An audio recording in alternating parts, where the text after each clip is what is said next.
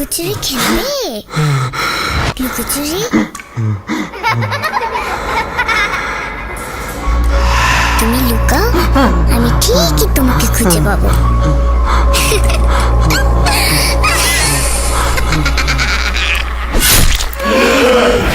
ভূত.com with Rasel. Welcome back. আপনাদের সবাইকে স্বাগত জানাচ্ছি আমি রাসেল। আশা করছি আপনারা সবাই ভালো আছেন, ভালোর দলে আছেন। আমিও ভালো আছি, ভালোর দলে আছি। নতুন বছর শুরু হয়েছে, চলছে 2025 এবং আমরা প্রস্তুতি নিচ্ছি আমাদের জন্মদিন উদযাপনের।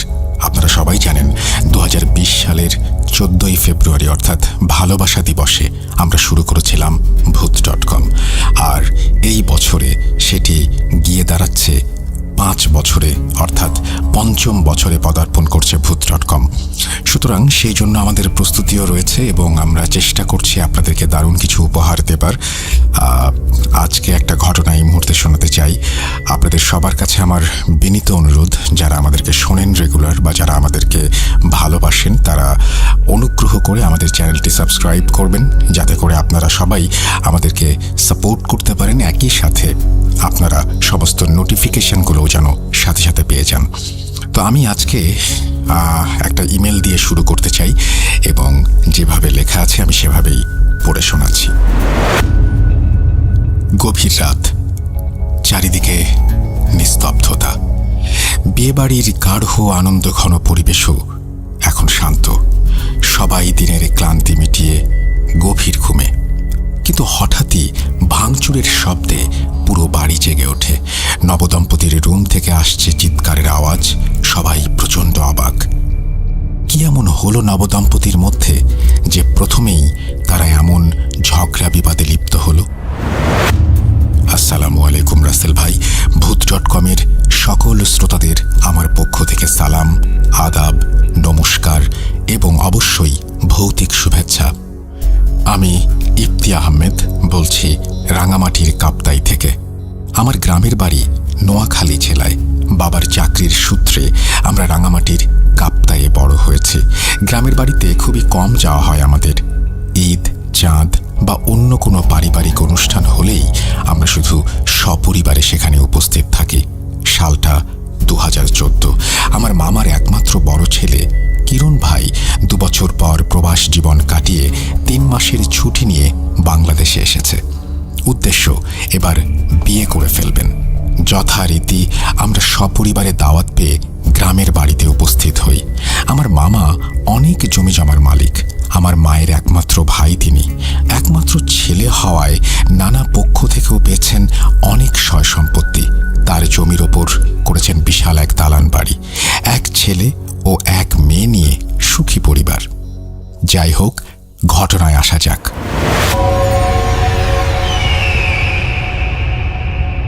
কিরণ ভাইয়ের বিয়েতে ধুমধাম করে আয়োজন করা হলো।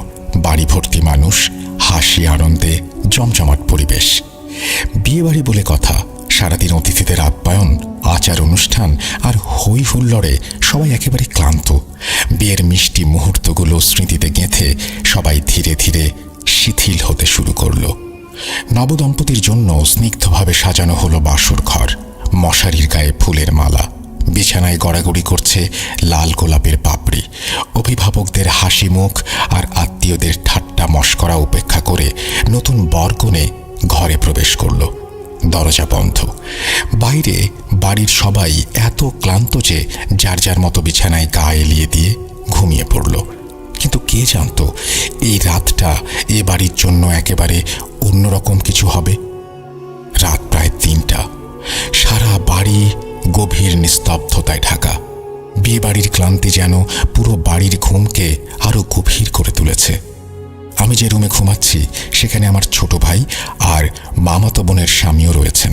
তারা দুজন নাক ডেকে ঘুমাচ্ছেন, যেন দিনের সমস্ত ক্লান্তি মুছে ফেলার প্রতিযোগিতা করছেন তারা।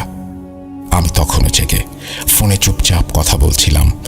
কথা এমন কিছু গুরুত্বপূর্ণ নয়, তবে ঘুম আসছিল না বলেই হয়তো নিজেকে ব্যস্ত রাখার চেষ্টা করছিলাম। হঠাৎই বাড়ির নিস্তব্ধতায় ছেদ পড়ল। দূর থেকে ভেসে এলো চেঁচামেচি আর ভাঙচুরের শব্দ। শব্দটা এতই তীক্ষ্ণ আর অস্বাভাবিক যে আমার গা ঝমঝম করে উঠল। প্রথমে ভেবেছিলাম হয়তো স্বপ্ন দেখছি, কিন্তু শব্দটা ক্রমশ বাড়তে লাগলো, আর মনে হলো যেন সেটা কাছাকাছি ঘর থেকে আসছে। আমি থমকে গেলাম। ফোনের স্ক্রিনের আলো যেন আরো উজ্জ্বল লাগছিল সেই মুহূর্তে। আশেপাশে তাকালাম, ওরা দুজন তখনও গভীর ঘুমে, কিন্তু শব্দটা যেন পুরো বাড়িতে প্রতিধ্বনিত হয়ে ছড়িয়ে পড়ছে। ভেতরে কেমন একটা অদ্ভুত অস্বস্তি আর ভয় কাজ করতে শুরু করলো। কি হচ্ছে? এমন কিছু ঘটছে যা স্বাভাবিক নয়। তড়িঘড়ি করে বিছানা ছেড়ে বেরিয়ে পড়লাম। ছুটে চলে গেলাম ডাইনিং রুমে, যেখান থেকে পুরো বাড়ির সব রুমের দরজা দেখা যায়। চেঁচামেচি আর ভাঙচুরের আওয়াজ স্পষ্ট হয়ে উঠল, আর দেখলাম সবকিছু হচ্ছে নবদম্পতির রুম থেকে। মনটা কেমন খটকা খেল। বিয়ে বাড়ির রাত, যেখানে সবাই ভেবেছিল নবদম্পতি তাদের জীবনের সবচেয়ে মধুর সময়টা কাটাবে, সেখানে এমন ঝগড়া, তার উপর শব্দগুলো এত তীব্র আর অস্বাভাবিক যে মনে হলো পুরো ঘরটাই যেন ভেঙে ফেলবে। একটু একটু করে অন্য রুমগুলো থেকেও সবাই বেরোতে শুরু করলো। ধীরে ধীরে বাড়ির এক একটা লাইট জ্বলে উঠতে লাগলো।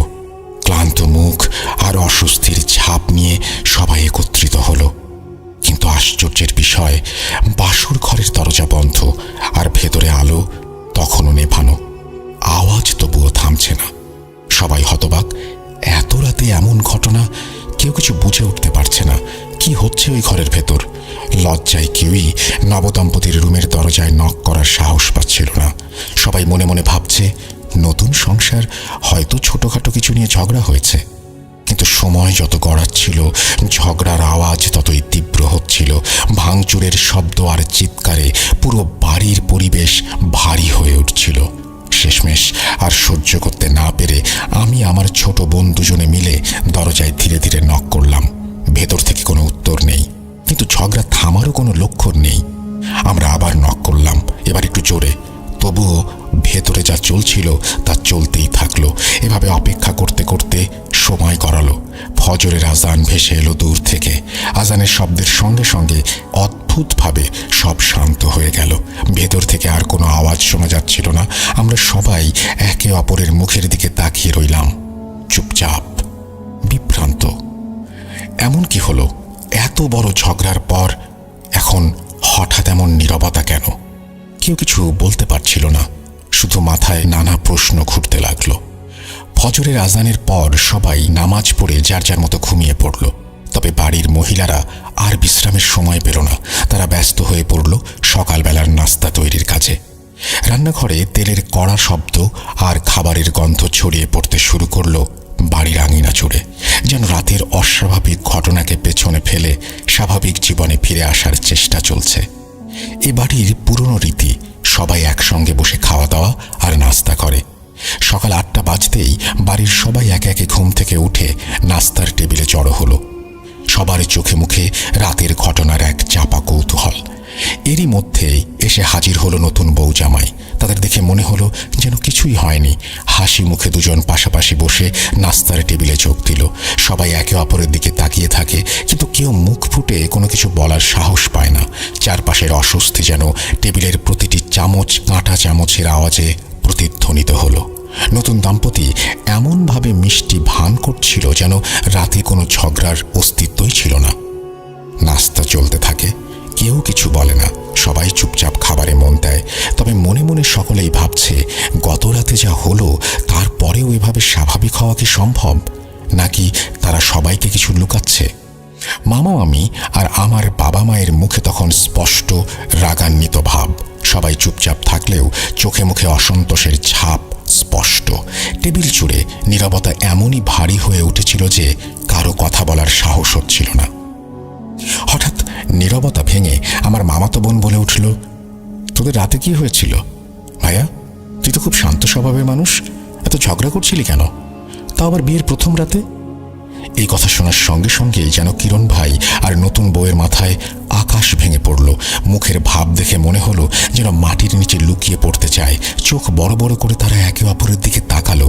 কিরণ ভাই অবাক হয়ে বলল, ক্লান্ত ছিলাম, তোর ভাবির সাথে ঠিক মতো গল্পও করতে পারিনি, আর তুই বলছিস ঝগড়া? বাবা মার সামনে এসব কি বাজে দুষ্টুমি করছিস? তার গলায় অস্বস্তি আর হালকা রাগ স্পষ্ট। পাশ থেকে ভাবিও একটু বিব্রত হাসি দেওয়ার চেষ্টা করলো। টেবিলের অন্য সবাই ততক্ষণে গভীরভাবে তাদের দিকে তাকিয়ে আছে, যেন বোঝার চেষ্টা করছে এটা কি সত্যিই কোনো ভুল বোঝাবুঝি নাকি লুকোনো হচ্ছে। তারা দুজন কি চেষ্টা করছে সবাইকে মিথ্যা প্রমাণ করার? নবদম্পতির হাস্যোজ্জ্বল মুখের পেছনে সেদিন একেবারে স্বাভাবিক থাকলো সবকিছু, যেন কিছুই হয়নি। কেউ কিছু বলল না, আর সবাই নিজেদের কাজে ব্যস্ত হয়ে পড়ল। কেউ রান্নাঘরে, কেউ বসে টিভি দেখছে, আবার কেউ ফোনে ব্যস্ত। সবাই যেন একটা অদ্ভুত নীরবতার মধ্যে হারিয়ে গিয়েছিল। কিন্তু রাতে আবার ফিরে এলো সেই অদ্ভুত ঘটনা। গভীর রাত, একেবারে শান্ত পরিবেশে হঠাৎই ভাঙচুরের আওয়াজ। আগের মতোই, তবুও কিছুটা যেন আলাদা ছিল। এবার মনে হচ্ছিল দুজনের মধ্যে এক তৃতীয় ব্যক্তির গলার আওয়াজও ভেসে আসছে। গড় গড় আওয়াজ, যেন কেউ একটানা কষে কোনো কিছু তছনছ করছে। ভাঙচুরের শব্দ তীব্র হয়ে উঠল, তবে এবার ভেতরের আওয়াজে কিছু অচেনা ছিল। সেই ঝগড়ার আওয়াজ আগের মতোই থামল না, যেন পুরো বাড়ি গুঞ্জরিত। ঘর আর বাতাসে অদ্ভুত এক অনুভূতি ছড়িয়ে পড়ল, আর সেই ঝগড়া চলতেই থাকলো, চলতেই থাকলো ফজর নামাজের আগ পর্যন্ত। এমনকি আমরা বুঝতে পারছিলাম না এটা কি মানুষের ঝগড়া নাকি অদ্ভুত কিছু ঘটছে ভেতরে, যা আমাদের ধারণার বাইরে। পরের দিন নাস্তার টেবিলে সবাই একে একে কিরণ ভাই আর নতুন বউকে প্রশ্ন করতে শুরু করলো, তোদের সমস্যা কি বলতো, কোথায় সমস্যা? যেন পুরো বাড়ি এখন তাদের মুখের দিকে তাকিয়ে অতিরিক্ত উত্তেজনা আর কৌতূহল নিয়ে তাদের উত্তর শোনার জন্য অধীর। কিন্তু কিরণ ভাই আর তার বউ কিছু বলল না, বরং কিরণ ভাই আচমকা প্রচুর রাগান্বিত হয়ে নাস্তার টেবিল থেকে উঠে দাঁড়িয়ে চলে গেল। সবার মুখে এক ধরনের অবাক অবিশ্বাসের ছাপ। কেউ কিছু বুঝতে পারছিল না, আবার কেউ মনে মনে ভাবছিল এখনো কি আমরা মিথ্যা বলছি নাকি সত্যি কিছু ঘটেছে। সবাই কি যোগ করছে? কিরণ ভাই উত্তেজনায় এমনভাবে বলল যেন মনে হচ্ছিল পুরো বাড়ির সবাই একযোগে তার বিরুদ্ধে ষড়যন্ত্র করছে। তবে এই আচরণে বাড়ির সবাই আরও সন্দেহের মধ্যে পড়ে গেল। কিছু একটা গন্ডগোল তো অবশ্যই ঘটছে, কিন্তু তা ঠিক কি কেউ জানে না। কিরণ ভাই আমাকে, আমার বড় ভাই এবং মামাতো বোনের জামাইকে ছাদে ডেকে পাঠালেন। ছাদে ওঠার পর কিরণ ভাই সত্যিই জানতে চাইলেন আমরা কি আসলেই কোনো আওয়াজ তাদের রুম থেকে শুনতে পেয়েছি কিনা। আমরা একে একে আমাদের অভিজ্ঞতার কথা বলতে শুরু করলাম। ঝগড়া এবং ভাঙচুরের আওয়াজ শোনা গিয়েছিল তা জানি আমরা কিরণ ভাইকে বললাম। আমাদের কথাগুলো শোনার পর কিরণ ভাইয়ের মাথায় যেন আকাশ ভেঙে পড়ল। তিনি আমাদের বোঝানোর চেষ্টা করছিলেন নতুন দম্পতির মধ্যে প্রথম রাতেই ঝগড়া হবে কেন। আমরা উপস্থিত সবাই বুঝতে পারছিলাম এবং বিশ্বাস করছিলাম কিরণ ভাই সত্যিই এমন কোনো কাণ্ড করেনি। তবে আমাদের মধ্যে তখন ভয় ঢুকে গিয়েছিল। আমাদের সামনে এক ধরনের অস্বস্তিকর পরিবেশ তৈরি হচ্ছিল। এটা কোনো সাধারণ সমস্যা নাকি এর মধ্যে কিছু অদ্ভুত কিছু লুকানো ছিল? কেন এমন ঘটনাগুলো ঘটছে? এরপর পুরো ব্যাপারটা মামা মামিকে জানানো হলো। তারা শুনে বেশ চিন্তিত হয়ে পড়লেন, কারণ এমন অস্বাভাবিক ঘটনা তাদের কাছে খুবই অদ্ভুত মনে হচ্ছিল। এরপর সবাই সিদ্ধান্ত নিল নতুন জামাই বউকে অন্য রুমে শিফট করা হবে, যাতে পরীক্ষামূলকভাবে দেখা যায় তাদের রুমের আওয়াজ আবারও শোনা যায় কিনা। কিন্তু আশ্চর্যজনকভাবে নতুন রুমেও একই ঘটনা ঘটতে লাগলো। ঝগড়া এবং ভাঙচুরের আওয়াজ আগের মতোই ক্রমাগত শোনা যাচ্ছিল। এবার আমাদের মনে হলো ব্যাপারটা শুধু দাম্পত্য সমস্যা নয়, কিছু অদ্ভুত এবং ভয়াবহ ঘটনা ঘটছে। এই পরিস্থিতি থেকে বের হওয়ার জন্য আমরা সবাই একমত হলাম যে ঘরে ঝাড়ফুঁক করা উচিত। এই কারণে আমরা ঠিক করলাম হুজুর এবং কবিরাজ দুজনকে ডাকা হবে, যেন তারা ঘরে ঝাড়ফুঁক করে এই অদ্ভুত ঘটনার সমাধান করতে পারে। সবার মনেই তখন এক ধরনের ভীতি জমে উঠেছিল এবং কোনো উপায় ছাড়া আমাদের এর সমাধান খোঁজার প্রয়োজন ছিল। যথারীতি হুজুর আসলেন এবং তিনি ঘরের প্রতিটি রুমে দোয়া পড়ে পানীয় ছিটিয়ে দিলেন। পুরো বাড়ি যেন একটানা পবিত্রতার ছোঁয়া পেল। সবাই আশা করছিল এরপরেই সবকিছু শান্ত হবে, কিন্তু সেদিন রাতেও একই কাহিনী। ফের ঝগড়া ভাঙচুর, উত্তাল পরিবেশ। পরের দিন কবিরাজ এলেন। তিনি হুজুরের মতো ঘর অশরীরী কোনো কিছুর প্রভাব থেকে মুক্ত করতে চাইলেন, কিন্তু তার পদ্ধতি ছিল অন্যরকম। কবিরাজ পুরো বাড়ি ঘুরে দেখলেন, সামনে পেছনে প্রতিটি কোণায়। তারপর তিনি একটি পানির জগ আনতে বললেন। জগটি নিয়ে তিনি একটি আম গাছের কচি ডাল কেটে সেটি জগের মধ্যে ভরে পুরো বাড়ির ভেতরে ছিটিয়ে দিলেন। তার মতে এই প্রক্রিয়া থেকে ঘর ও পরিবেশের ওপর কোনো অশরীরী শক্তির প্রভাব দূর করা সম্ভব।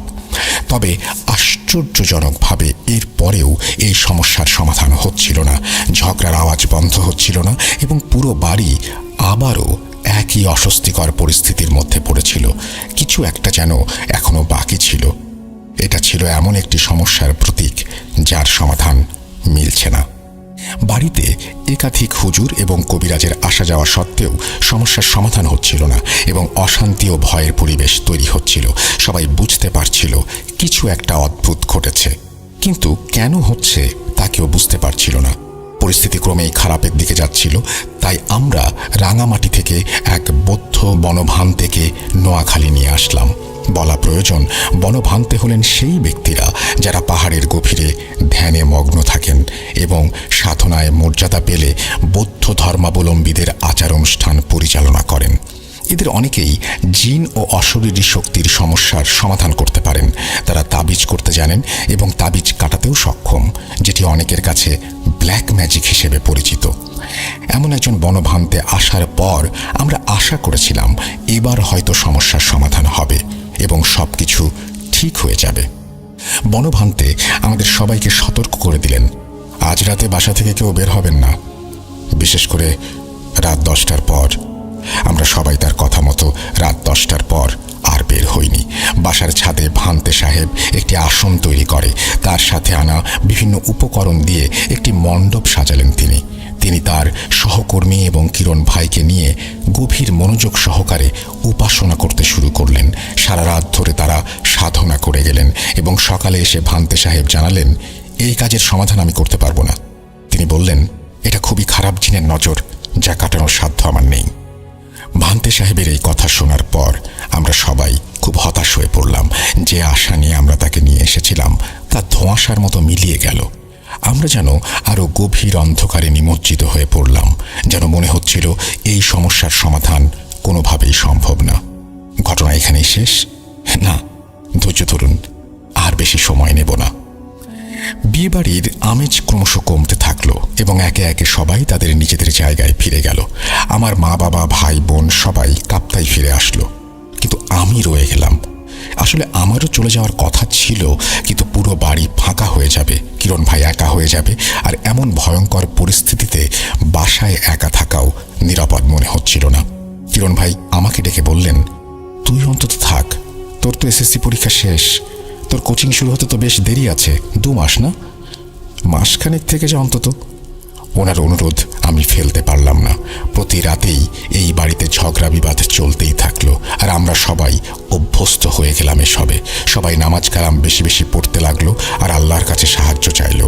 বিয়ে বাড়িতে থাকার 25তম দিনে আমাদের বাসায় এক মেহমান এলেন, যার নাম মোহাম্মদ আনাস ইসলাম। তিনি আমার মামার বন্ধুর ছোট ভাই এবং চট্টগ্রামের একটি ঐতিহ্যবাহী মাদ্রাসা থেকে পড়াশোনা করেছেন। ওই মাদ্রাসা থেকে বাংলাদেশের অনেক নাম করা ওলামায়ে কেরাম উঠে এসেছেন।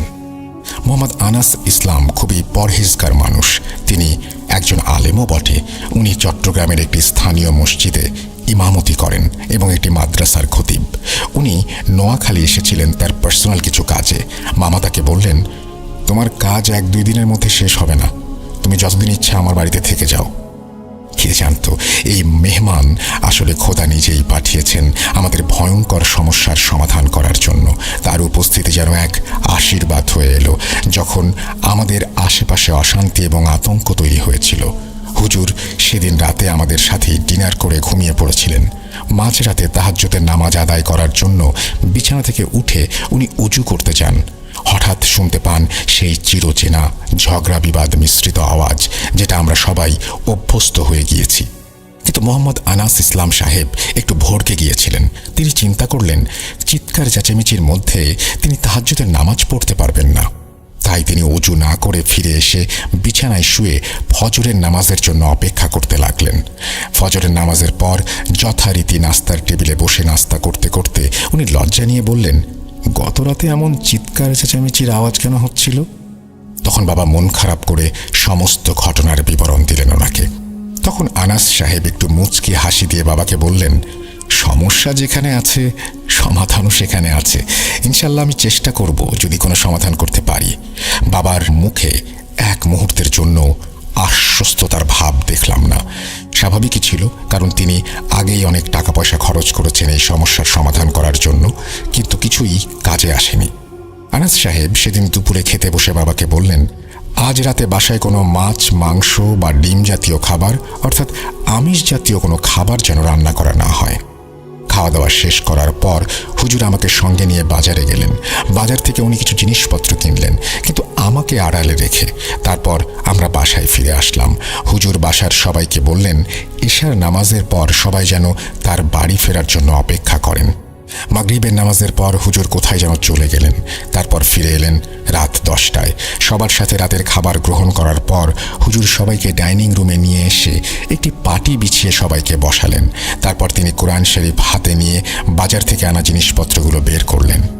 জিনিসগুলো খুবই সাধারণ ছিল, লোহার সীসা, লবঙ্গ, এলাচ, কিছু মিক্স করা গুঁড়ো মশলা আর কিছু ছোটোখাটো জিনিস।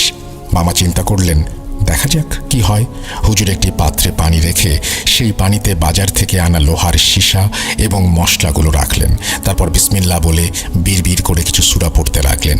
প্রায় 10 মিনিট ধরে সূরা পড়তে পড়তে ডান হাতের শাহাদাত আঙুল দিয়ে পানির পাত্রে রাখা উপকরণগুলো মেশাতে লাগলেন।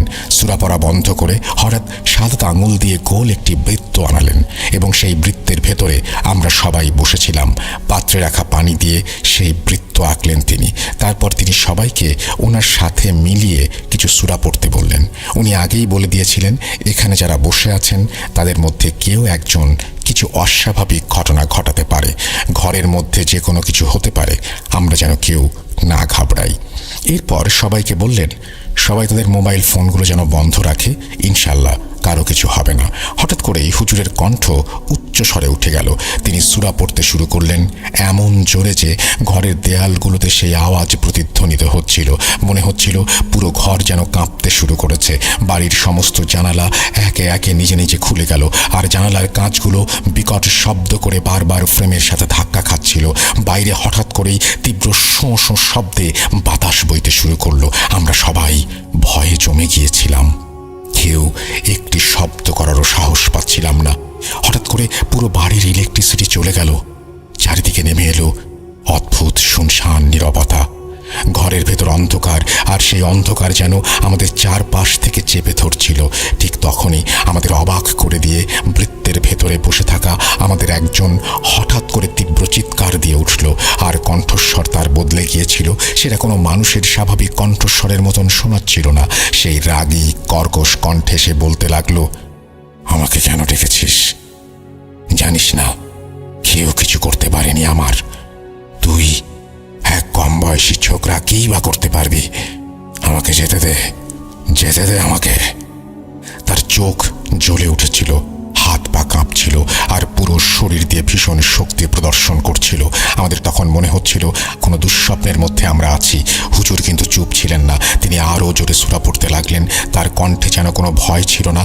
আমাদের সবার চোখ তখন সেই মানুষটির দিকে যাকে আমরা এতদিন ধরে চিনতাম, কিন্তু সেই মুহূর্তে তিনি আর আগের মতো ছিলেন না।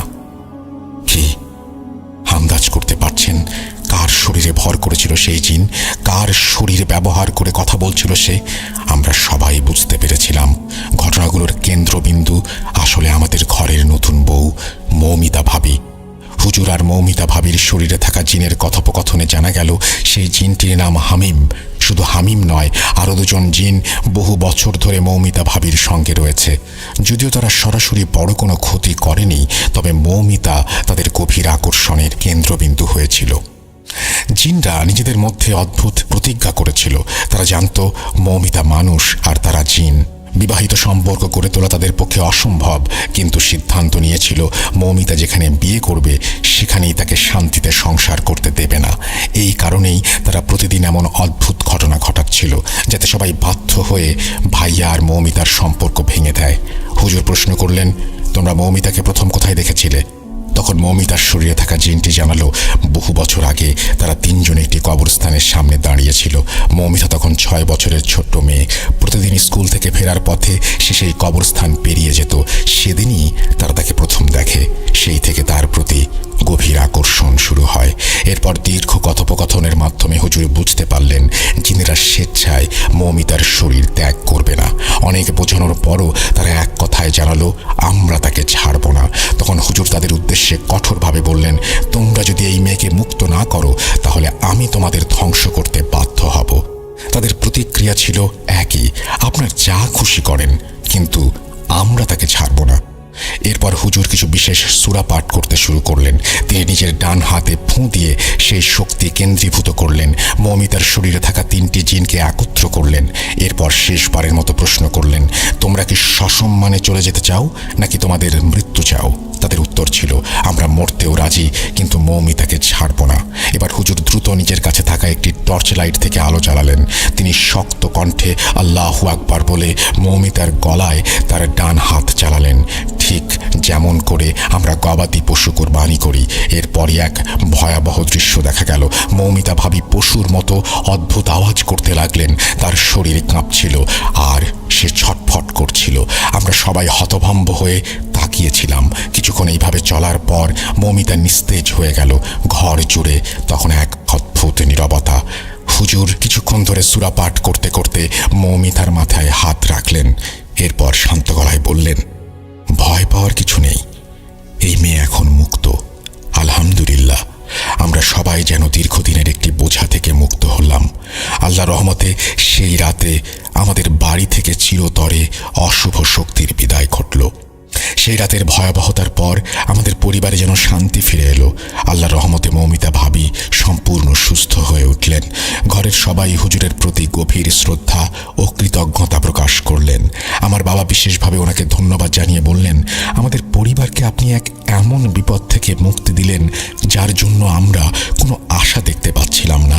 আপনার জন্য আজ থেকে আমাদের ঘরে শান্তি এসেছে। আল্লাহ আপনার মঙ্গল করুন। হুজুর সবকিছু শুনে বিনীতভাবে হাসলেন এবং বললেন, আল্লাহ সব কিছু করেন, আমি শুধু তার আদেশ পালন করেছি। এরপর 2 দিন উনি আমাদের বাড়িতে ছিলেন। এই সময় হুজুর আমাদের ধর্মীয় কিছু বিষয়ে শিক্ষা দিলেন এবং বললেন, ঘরে সবসময় কোরআন তেলাওয়াত চালু রাখতে হবে, আল্লাহর নাম স্মরণ করতে হবে, তাহলে শয়তানি শক্তি আপনাদের ঘর থেকে দূরে থাকবে।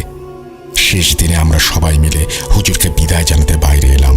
তিনি আমাদের সবার দিকে মমতা ভরা দৃষ্টিতে তাকিয়ে বললেন, আপনারা আল্লাহর ওপর আস্থা রাখবেন, যে কোনো বিপদে ধৈর্য ধরবেন, ইনশাল্লাহ সব সমস্যার সমাধান হবে। আমাদের পরিবারের জন্য উনি আশীর্বাদ হয়ে এসেছিলেন। ধীরে ধীরে ওনার চলে যাওয়ার সময় হলো। বিদায়ের মুহূর্তে বাবার চোখে অশ্রু টলমল করছিল। হুজুর আমাদের সবার দিকে একবার তাকালেন, তারপর নিজের পথ ধরলেন। আমরা তখন জানতাম না এই বিশেষ অতিথি মোহাম্মদ আনাস ইসলাম আমাদের জীবনে এমন স্মরণীয় হয়ে থাকবেন। তার বিদায়ের পর আমাদের পরিবারে যেন এক নতুন অধ্যায়ের সূচনা হলো। ভয় আর অস্থিরতার জায়গায় ফিরে এলো সুখ আর শান্তি। ঘটনা সম্পূর্ণ সত্য এবং এই ঘটনা বিশ্বাস করা বা না করা আপনার ব্যাপার। উৎসাহ পেলে আরও ঘটনা শেয়ার করব। সবাই ভালো থাকবেন। আসসালামু আলাইকুম। নাম ইফতি আহমেদ। তিনি লিখেছেন রাঙামাটি কাপ্তাই থেকে। যদি আপনাদের এই ঘটনাটি ভালো লাগে অবশ্যই জানাবেন। আমার কাছে তো খুবই ভালো লেগেছে এবং আমার বিশ্বাস যারা আপনারা শুনেছেন তাদের কাছেও এই ঘটনাটি যথেষ্ট ভালো লেগেছে। এই মুহূর্তে আপনাদেরকে আমরা নিয়ে যাব এমন কিছু ঘটনায় যে ঘটনাগুলো হয়তো আপনারা আগে শুনেছেন বা কখনোই শোনেননি বা বারবার শুনতে চান। আমরা চলুন শুরু করি সেই ঘটনাগুলো। প্রথম থেকে শেষ পর্যন্ত আশা করি আমাদের সঙ্গেই থাকবেন। যারা এখনও পর্যন্ত আমাদের ইউটিউব চ্যানেলটি সাবস্ক্রাইব করেননি তাদেরকে অনুরোধ করব আজকেই সাবস্ক্রাইব করে ফেলুন। তাহলে যেটা হবে সেটা হচ্ছে সমস্ত নোটিফিকেশানগুলো আপনি সময় মতন পেয়ে যাবেন। আর আরেকটা জিনিস বলবো, আমাদের ফেসবুক পেজের সাথে আপনারা সবসময় সংযুক্ত থাকুন এবং আমাদেরকে জানান আমাদের শো কেমন লাগছে, কোন জায়গায় আমরা পরিবর্তন নিয়ে আসতে পারি, কোনটা চান আমাদের কাছে, কোন ধরনের ঘটনাগুলো ভালো লাগছে। আজকে যিনি ঘটনা পাঠিয়েছেন ইফতি, আপনাকে আমি বিশেষভাবে অনুরোধ করব আপনি চমৎকার লেখেন এবং আপনি আমাদের আরও কিছু ঘটনা পাঠান। আমি বিশ্বাস করি যে আপনার পাঠানো ঘটনাগুলো আমাদের যারা লিসেনার রয়েছেন তারা অনেক পছন্দ করবেন। আর আপনাদের যদি আজকের ঘটনা ভালো লেগে থাকে তাহলে অবশ্যই কমেন্ট সেকশনে ইফতিকে রিকোয়েস্ট করবেন তার নেক্সট ঘটনা পাঠানোর জন্য। ইফতি, অনেক ধন্যবাদ, অনেক ভালোবাসা আমাদের তরফ থেকে। আপনি এভাবেই এগিয়ে যান আর আমাদের সাথে শেয়ার করুন আপনার জীবনে ঘটে যাওয়া বা আপনার জানা সেরা ঘটনাগুলো। ভালো থাকবেন আপনারা সবাই। আমরা চলে যাব আমাদের পরবর্তী ঘটনাগুলোতে।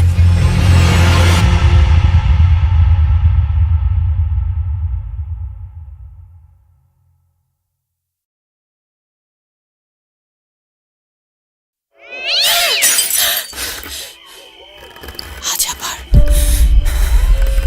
শুনতে পাচ্ছেন শব্দটা?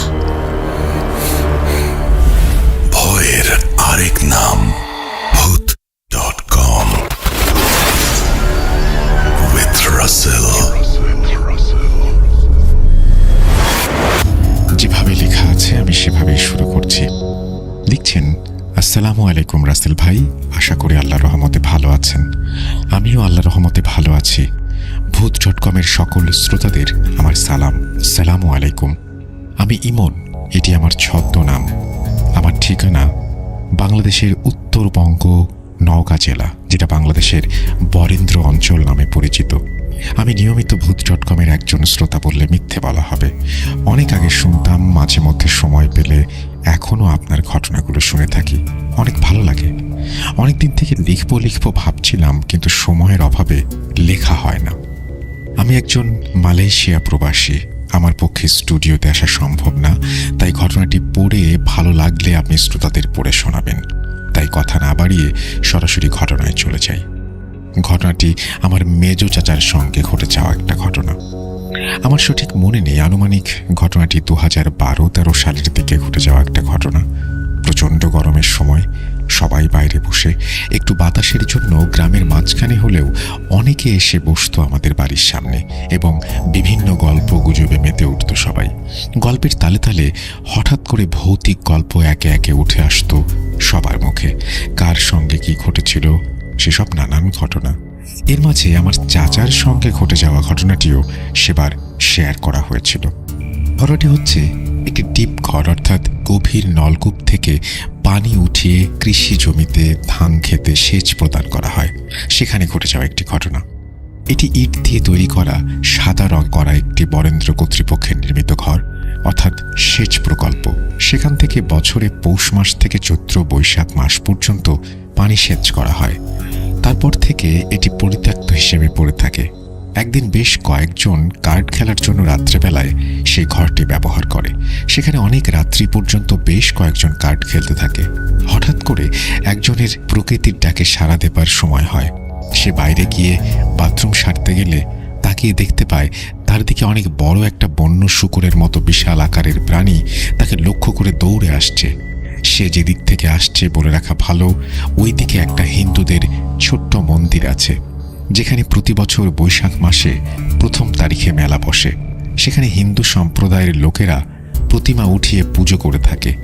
সে দেখে প্রচণ্ড ভয় পায় এবং তাৎক্ষণিক দৌড়ে গিয়ে রুমে প্রবেশ করে। এরপর সে ভয়ে ঘামতে থাকে এবং হাঁপাতে থাকে। সে আমার চাচাকে বলে, চাচা চলো বাড়ি যাই। আমার চাচা বলে, একটু সময় অপেক্ষা কর, একসঙ্গে বাড়ি চলে যাব। সবাই অপেক্ষা করতে করতে রাত 2টা-2:30 হয়ে যায়। সে একা ভয়ে আসতে পারে না। এরপর খেলা শেষ হলে তারা বাড়ির দিকে রওনা হয় এবং বাড়ির সামনে এসে একটি 3 রাস্তার মোড় রয়েছে। সেখানে এসে সে আমার চাচাকে সব কিছু বলে। সেই রাস্তার মোড় থেকে তার বাড়িতে যেতে আনুমানিক 500 মিটার হাঁটতে হয়। সে সময় সেখান থেকে আর সে যেতে পারছে না। আমার চাচাকে বলে, একটু সামনে এগিয়ে দিয়ে আসো চাচা, আমার বাড়ি পর্যন্ত আমার প্রচণ্ড ভয় করছে। আমার চাচা তাকে বাড়ি পর্যন্ত এগিয়ে দিয়ে আসে এবং সে তার নিজের বাড়িতে ফিরে আসে। কি ভাবছেন ঘটনা এখানেই শেষ? না, ঘটনাটি শুরু পরের দিন থেকে।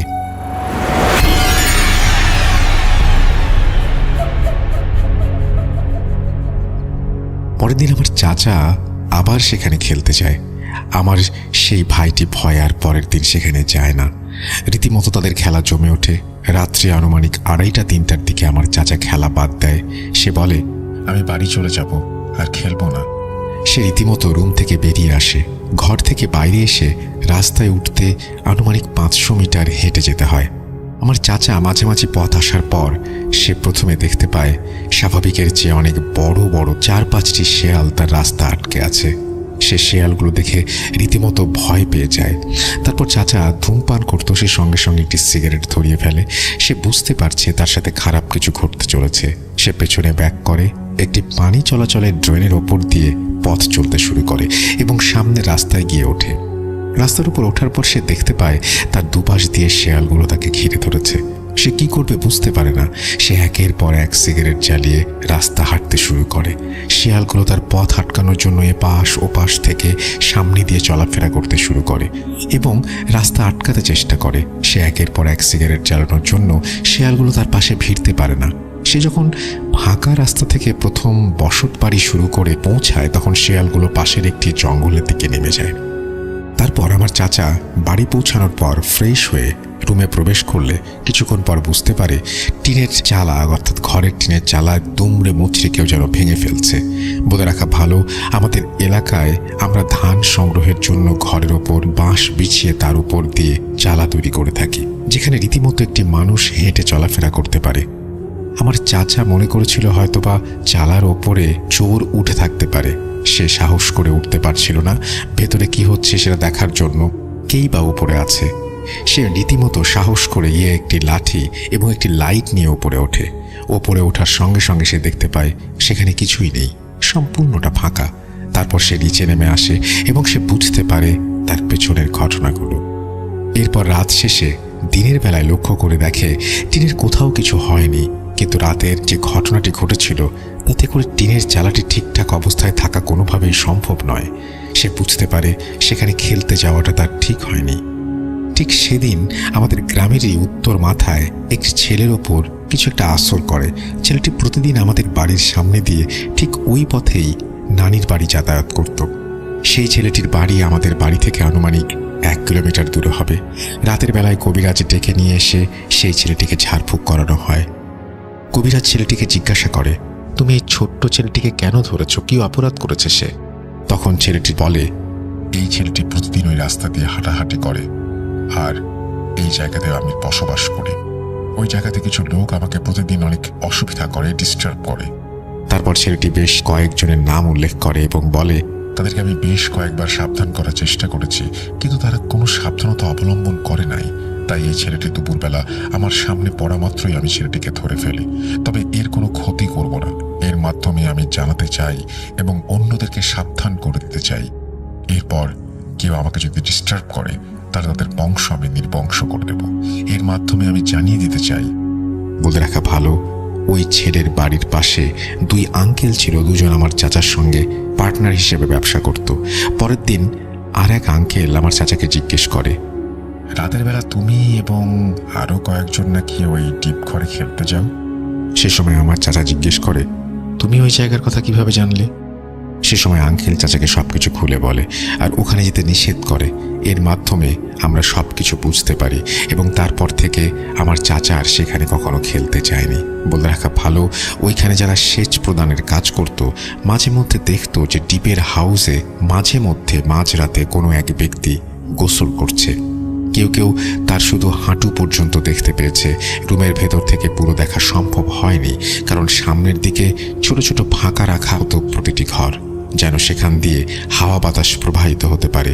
কারণ মেশিন চলা অবস্থায় এসব ঘর অনেক গরম হয়ে যায়, এজন্য ছোট ছোট করে ফাঁকা করে রাখা হয় সেই সমস্ত ঘর। এখানে 2টি ঘরের ব্যবস্থা থাকে, একটিতে মেশিন থাকে আর একটি কাজ করা ব্যক্তির রাতে থাকার জন্য। এই ছিল আমার চাচার মুখে শোনা ঘটনা। ঘটনাটি লিখতে কোনো ভুল ত্রুটি হয়ে থাকলে ক্ষমা সুন্দর দৃষ্টিতে দেখবেন, আর ঘটনাটি ভালো লাগলে শেয়ার করবেন। আমার কাছে আরও ঘটনা আছে, যদি সিলেক্ট হয় পরবর্তী ঘটনা তিনি পাঠাবেন বলে বলেছেন। Thank you so much. এরপরে তিনি তার নিজের নাম এবং ঠিকানা এবং ফোন নাম্বার দিয়ে শেয়ার করেছেন। আমি আপনাকে অনেক ধন্যবাদ জানাচ্ছি। আশা করছি যে ঘটনাটি উনি পাঠিয়েছেন সেই ঘটনাটি আপনাদেরও ভালো লেগেছে। যদি ভালো লাগে অবশ্যই আমাদের জানাবেন। russell.bhoot.com@gmail.com এই অ্যাড্রেসে। আমরা চলে যাব আমাদের পরবর্তী ঘটনায়।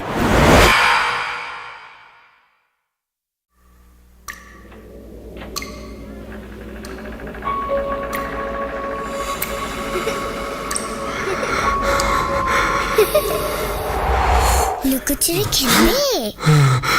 লুকোচুরি? তুমি লুকাও, আমি ঠিকই তোমাকে খুঁজে পাবো।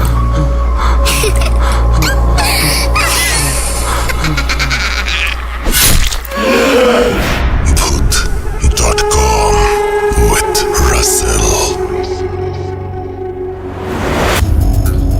যেভাবে লেখা আছে আমি সেভাবেই শুরু করছি। আসসালামু আলাইকুম রাসেল ভাই, জানতে চাইলাম না কেমন আছেন। আমি জানি আপনি সব সময় ভালোর দলেই থাকেন। আমি মোহাম্মদ ইমরান শালিখা, মাগুরা থেকে। রাসেল ভাই, ঘটনাটি আমি কালেক্ট করেছি আশরাফুল রহমান চাঁদ ভাইয়ের কাছ থেকে।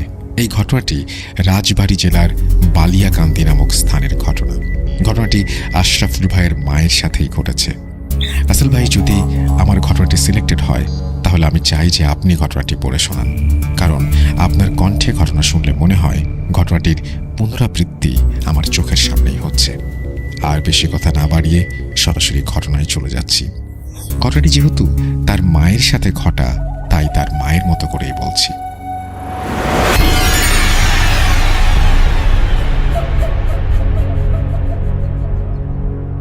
আমি ছোটবেলা থেকেই একটু বেশি চঞ্চল প্রকৃতির ছিলাম। মাঠ, ঘাট, বন, জঙ্গল চষে বেড়াতাম এবং বড়শি দিয়ে মাছ ধরতে খুব পছন্দ করতাম। একদিন আমি আর আমার বাবা আমাদের বাড়ির পাশের একটা খালে বড়শি দিয়ে মাছ মারতে যাই এবং সেখানে আমি অনেক মাছ পাই। আমার বাবা খুব পান খেতেন। পান শেষ হয়ে যাওয়াতে বাবা আমাকে রেখে বাড়িতে চলে আসেন পান খাওয়ার জন্য। বাবা আসার পর থেকেই আমি অনেক বেশি মাছ পেতে শুরু করি। এজন্য আরও বেশি উদ্দীপনা নিয়ে আমি মাছ ধরতে থাকি। বেশ খানিকটা সময় পার হয়ে গেছে, ওদিকে বাবা আসছে না। আমি বেশ অনেক সময় ধরে অনুভব করছি আমার পেছন দিয়ে কেউ আসা যাওয়া করছে। আমি পেছন ফিরে দেখলাম সেখানে কেউ নেই। তারপর আমি আর কোনো কিছু না ভেবে মাছ মারায় পুনরায় মনোযোগ দিলাম। বাবা আসার কোনো নামই নেই। এদিকে সন্ধ্যা নেমে এসেছে। বাবা না আসাতে আর সন্ধ্যা নেমে আসায় আমি বাড়ির দিকে রওনা হলাম। কিছু দূর আসার পর আমি অনুভব করছি পেছনে কেউ আমার সাথে আসছে। আমি পেছনে ঘুরে দেখি কেউ নেই। আমি তখন একটু ভয় পাই এবং একটানা পা চালিয়ে তাড়াতাড়ি বাড়িতে চলে আসি। এদিকে সন্ধ্যা ঘনিয়ে আসায় বাড়িতে এসেই আমি মাছ কাটতে বসি। মাছ কাটা শেষে মাছ পরিষ্কার করতে আমি দিঘির ঘাটে যাই। দিঘিটা ছিল অনেক বড় এবং অনেক পুরনো। দিঘির চারপাশে 4টা পাকা ঘাট বাঁধানো ছিল। দিঘির ঠিক উত্তর পাশে মাঝ বরাবর একটা তাল গাছ ছিল, যেটা আমার নানা বাড়ির ঠিক বিপরীত পাশে পড়ে। আর নানারা থাকতেন দক্ষিণ পাশের পাড়ে। তাই আমি দক্ষিণ পাড়ের দিকে যাই মাছ পরিষ্কার করতে। মাছ পরিষ্কার করতে করতে আমার নজর যায় ওই তাল গাছের দিকে। দেখি তাল গাছ থেকে কিছু একটা পানিতে নামছে। আমি কেন জানি ওটার থেকে নজর সরাতে পারছি না। ওটা খুব দ্রুত বেগে ধেয়ে আসছে আমার দিকে। আমি অবাক হয়ে তার দিকে তাকিয়ে থাকলাম। তখন সেটা কাছে চলে আসলো। আমি দেখলাম সেটি বিশাল বড় এক গজার মাছ। মাছটা একটু দূর থেকে আমার দিকে তাকিয়ে কেমন যেন একটা মুখভঙ্গি করে আছে। আমি তখনই চিৎকার দিতে যাব, তখনই গজার মাছটি আমার কনিষ্ঠ আঙুলে একটা কামড় বসিয়ে দিল। আমি জোরে চিৎকার দিয়ে সেন্সলেস হয়ে যাই। এদিকে মাছ পরিষ্কার করতে দেরি দেখে মা ঘাটে আসে আমাকে ডাকার জন্য। এসেই দেখে আমি অজ্ঞান হয়ে পড়ে আছি। মা চিৎকার করে বাবাকে ডাকে। বাবা এসে আমাকে ঘরে নিয়ে যায়। ঘণ্টাখানেক পর আমার জ্ঞান ফেরে। তারপর আমি সব ঘটনা বাবাকে খুলে বলি। বাবা সবটা শুনে মসজিদের ইমাম সাহেবের কাছ থেকে পানি পড়া আনতে যান। ইমাম সাহেবকে না পেয়ে বাবা খালি হাতেই বাসার দিকে ফিরে আসে। আর তখন বাবার সাথে কিছু ঘটনা ঘটে। বাবার বর্ণনা অনুযায়ী ঘটনাগুলো ছিল এরকম। আসার সময় ওই উত্তর দিকের তাল গাছটা পার হয়ে আসতে হয়। বাবা যখনই তাল গাছটা পার হচ্ছে তখনই বাবার কানে একটা আওয়াজ ভেসে আসে, কিরে, পানি পড়া নিয়ে কি করবি? বাবা ভয় বলে ওঠে, কে কে ওখানে? কোনো সাড়া নেই। বাবা মনের ভুল ভেবে আবারও অগ্রসর হয়। আবার কানের কাছে ফিস ফিসে কোনো একটা শব্দ সাবধান করে দেয়, পানি পড়া দিয়ে কোনো কাজ হবে না। বাবা আবারও থমকে যায়। কে কে আপনি? সামনে আসেন। পেছন থেকে কথা বলছেন কেন? সামনে এসে কথা বলেন। আসবো, সময় হলেই আসবো। ফিসফিস করে বলা কথাগুলো বাবার কানে আসে। বাবার পা তখন অবশ হয়ে গেছে। বাবা তখন হাঁটতে পারছে না। কিছু সময় পর বাবার শরীর ঘামতে শুরু করে। দোয়া কালাম যা মনে আছে পড়তে শুরু করেন। হঠাৎ করে শীতল বাতাস বাবার শরীরে লেগে সামনের দিকে চলে যায়। তারপর তার শরীর হালকা হয়ে যায়। অতএব সে দ্রুত বাড়ির দিকে চলে আসে। বাড়িতে এসে বাবা কাউকে কিছু না জানিয়ে খাওয়া দাওয়া শেষ করে বিছানায় চলে যায়। আমার বাবার ঘরটা ছনের চাল আর পাটকাঠির বেড়া দিয়ে তৈরি ছিল। আমি আলাদা রুমে থাকতাম। তবে আজ আমি মায়ের কাছে ঘুমাচ্ছি। রাত তখন 3টা কি 3:30। হঠাৎ আমার ঘুম ভেঙে যায় পাটকাঠি ভাঙার শব্দে। আমি খুব ভয় পেয়ে মাকে ডেকে তুলি।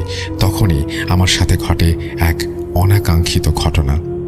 মায়ের গায়ে হাত দিতে আমি চমকে উঠি। মা আগে থেকেই আমার দিকে রক্তবর্ণ চোখে তাকিয়ে আছে। আমি ভয়ে বাবাকে ডাক দিতে যাব, তখনই অনেক গম্ভীর ভয়েসে কেউ বলল, কিরে, ভয় পাচ্ছিস? ভয় পাস না, তোকে আমার খুব ভালো লেগেছে। এ কথা বলেই অট্ট হাসিতে ফেটে পড়ল মা আর বলল, আমি আসবো। আমি তখন ভয়ে চোখ বন্ধ করে ফেলি। তারপর আস্তে আস্তে চোখ খুলে মার দিকে তাকিয়ে দেখি মা স্বাভাবিকভাবে ঘুমোচ্ছে। ভয়ে আমি জড়সড় হয়ে আয়াতুল কুরসি পড়তে শুরু করলাম। এমতো অবস্থায় ফজরের আজান কানে ভেসে আসলো। বিছানা ছেড়ে নামাজের জন্য রেডি হই। তারপর নামাজ আদায় করে আবার বিছানায় গিয়ে শুয়ে পড়ি। শরীরটা বেশ ক্লান্ত লাগছিল। কখন যে ঘুমিয়ে গেছি বুঝতে পারিনি। সকালে হঠাৎই হইচইয়ের শব্দে ঘুম ভাঙল। এত হইচই কিসের দেখতে বিছানা থেকে দরজার চৌকাঠে দাঁড়ালাম। দেখি অনেক লোকজন কি নিয়ে যেন ফিসফিস করছে। আমাকে দেখে সবাই অবাক হয়ে তাকালো। আমি কিছু বুঝে ওঠার আগেই মা আমাকে জড়িয়ে ধরে কান্নাকাটি করতে শুরু করে দিল আর বলছে, কোথায় গিয়েছিলি মা তুই? গত 2 দিন তোকে খুঁজে পাইনি কোথাও। আমি বললাম, কি বলছো মা? আমি তো ফজরের নামাজ আদায় করে বিছানায় গিয়ে ঘুমিয়েছিলাম। তখন বাবা বলল, রে মা, তোর মা ঠিকই বলছে। আমি ফজরের নামাজের জন্য তোর মাকে ডেকে তুলতে গিয়ে দেখি তুই নেই। কোথায় চলে গিয়েছিলি মা? বাবার কথা শুনে আমি হতভম্ব হয়ে দাঁড়িয়ে থাকলাম। কোথায় গিয়েছিলাম আমি? গত 2 দিন আমি নিখোঁজ। ভয় আমার শরীর শিউরে উঠল। বিকেলের দিকে বাবা একজন কবিরাজের কাছে নিয়ে যান। কবিরাজের বাড়িটা 2 গ্রাম পরে। বাবার কবিরাজের বাড়িতে যেতে যেতে সন্ধ্যা ঘনিয়ে আসে। ভাগ্য খারাপ থাকলে যা হয় আর কি। কবিরাজ তার বড় মেয়ের বাড়িতে বেড়াতে গেছেন, আসবেন শুক্রবার। মন খারাপ করে বাড়ির দিকে রওনা দিল বাবা। এদিকে চারিদিকে অন্ধকার হয়ে আসছে। বাবার হাতে কোনো টর্চ ছিল না। কিছু পাটকাঠিতে আগুন জ্বালিয়ে রওনা দিলেন বাবা। কিছু দূর যেতেই পাটকাঠি শেষ হয়ে গেল। বাবা অন্ধকারে হাঁটছিল। 2 গ্রাম পার করে আমাদের গ্রামে প্রবেশ করেছে। কিছু দূর যেতেই তার মনে হলো তার পাশে কেউ যেন হাঁটছে। ডানে বামে তাকিয়ে কাউকে না পেয়ে আবার দ্রুত হাঁটা শুরু করলো বাবা। সামনে একটা পুরনো কবরস্থান। তার মনে হচ্ছে পাঞ্জাবি পরে কেউ দাঁড়িয়ে আছে। বাবা তেমন কিছু না ভেবে মনের ভুল মনে করে কবরস্থানের পাশ দিয়ে হেঁটে যাচ্ছিল। এমন সময় কেউ বাবার নাম ধরে ডাকছে, সামু, সামু, কই গেছিলা? কবিরাজ বাড়ি। গোরস্থানের দিকে তাকিয়ে কাউকে দেখতে পেল না বাবা। তাই সে আর কিছু না ভেবে এক দৌড়ে বাড়িতে চলে আসে। দীর্ঘ 1 সপ্তাহ পর কবিরাজের দেখা পেয়ে বাবা কবিরাজকে সব ঘটনা খুলে বলে। কবিরাজ সব শুনে বলল, আগামী শনিবার সন্ধ্যার পর যাব।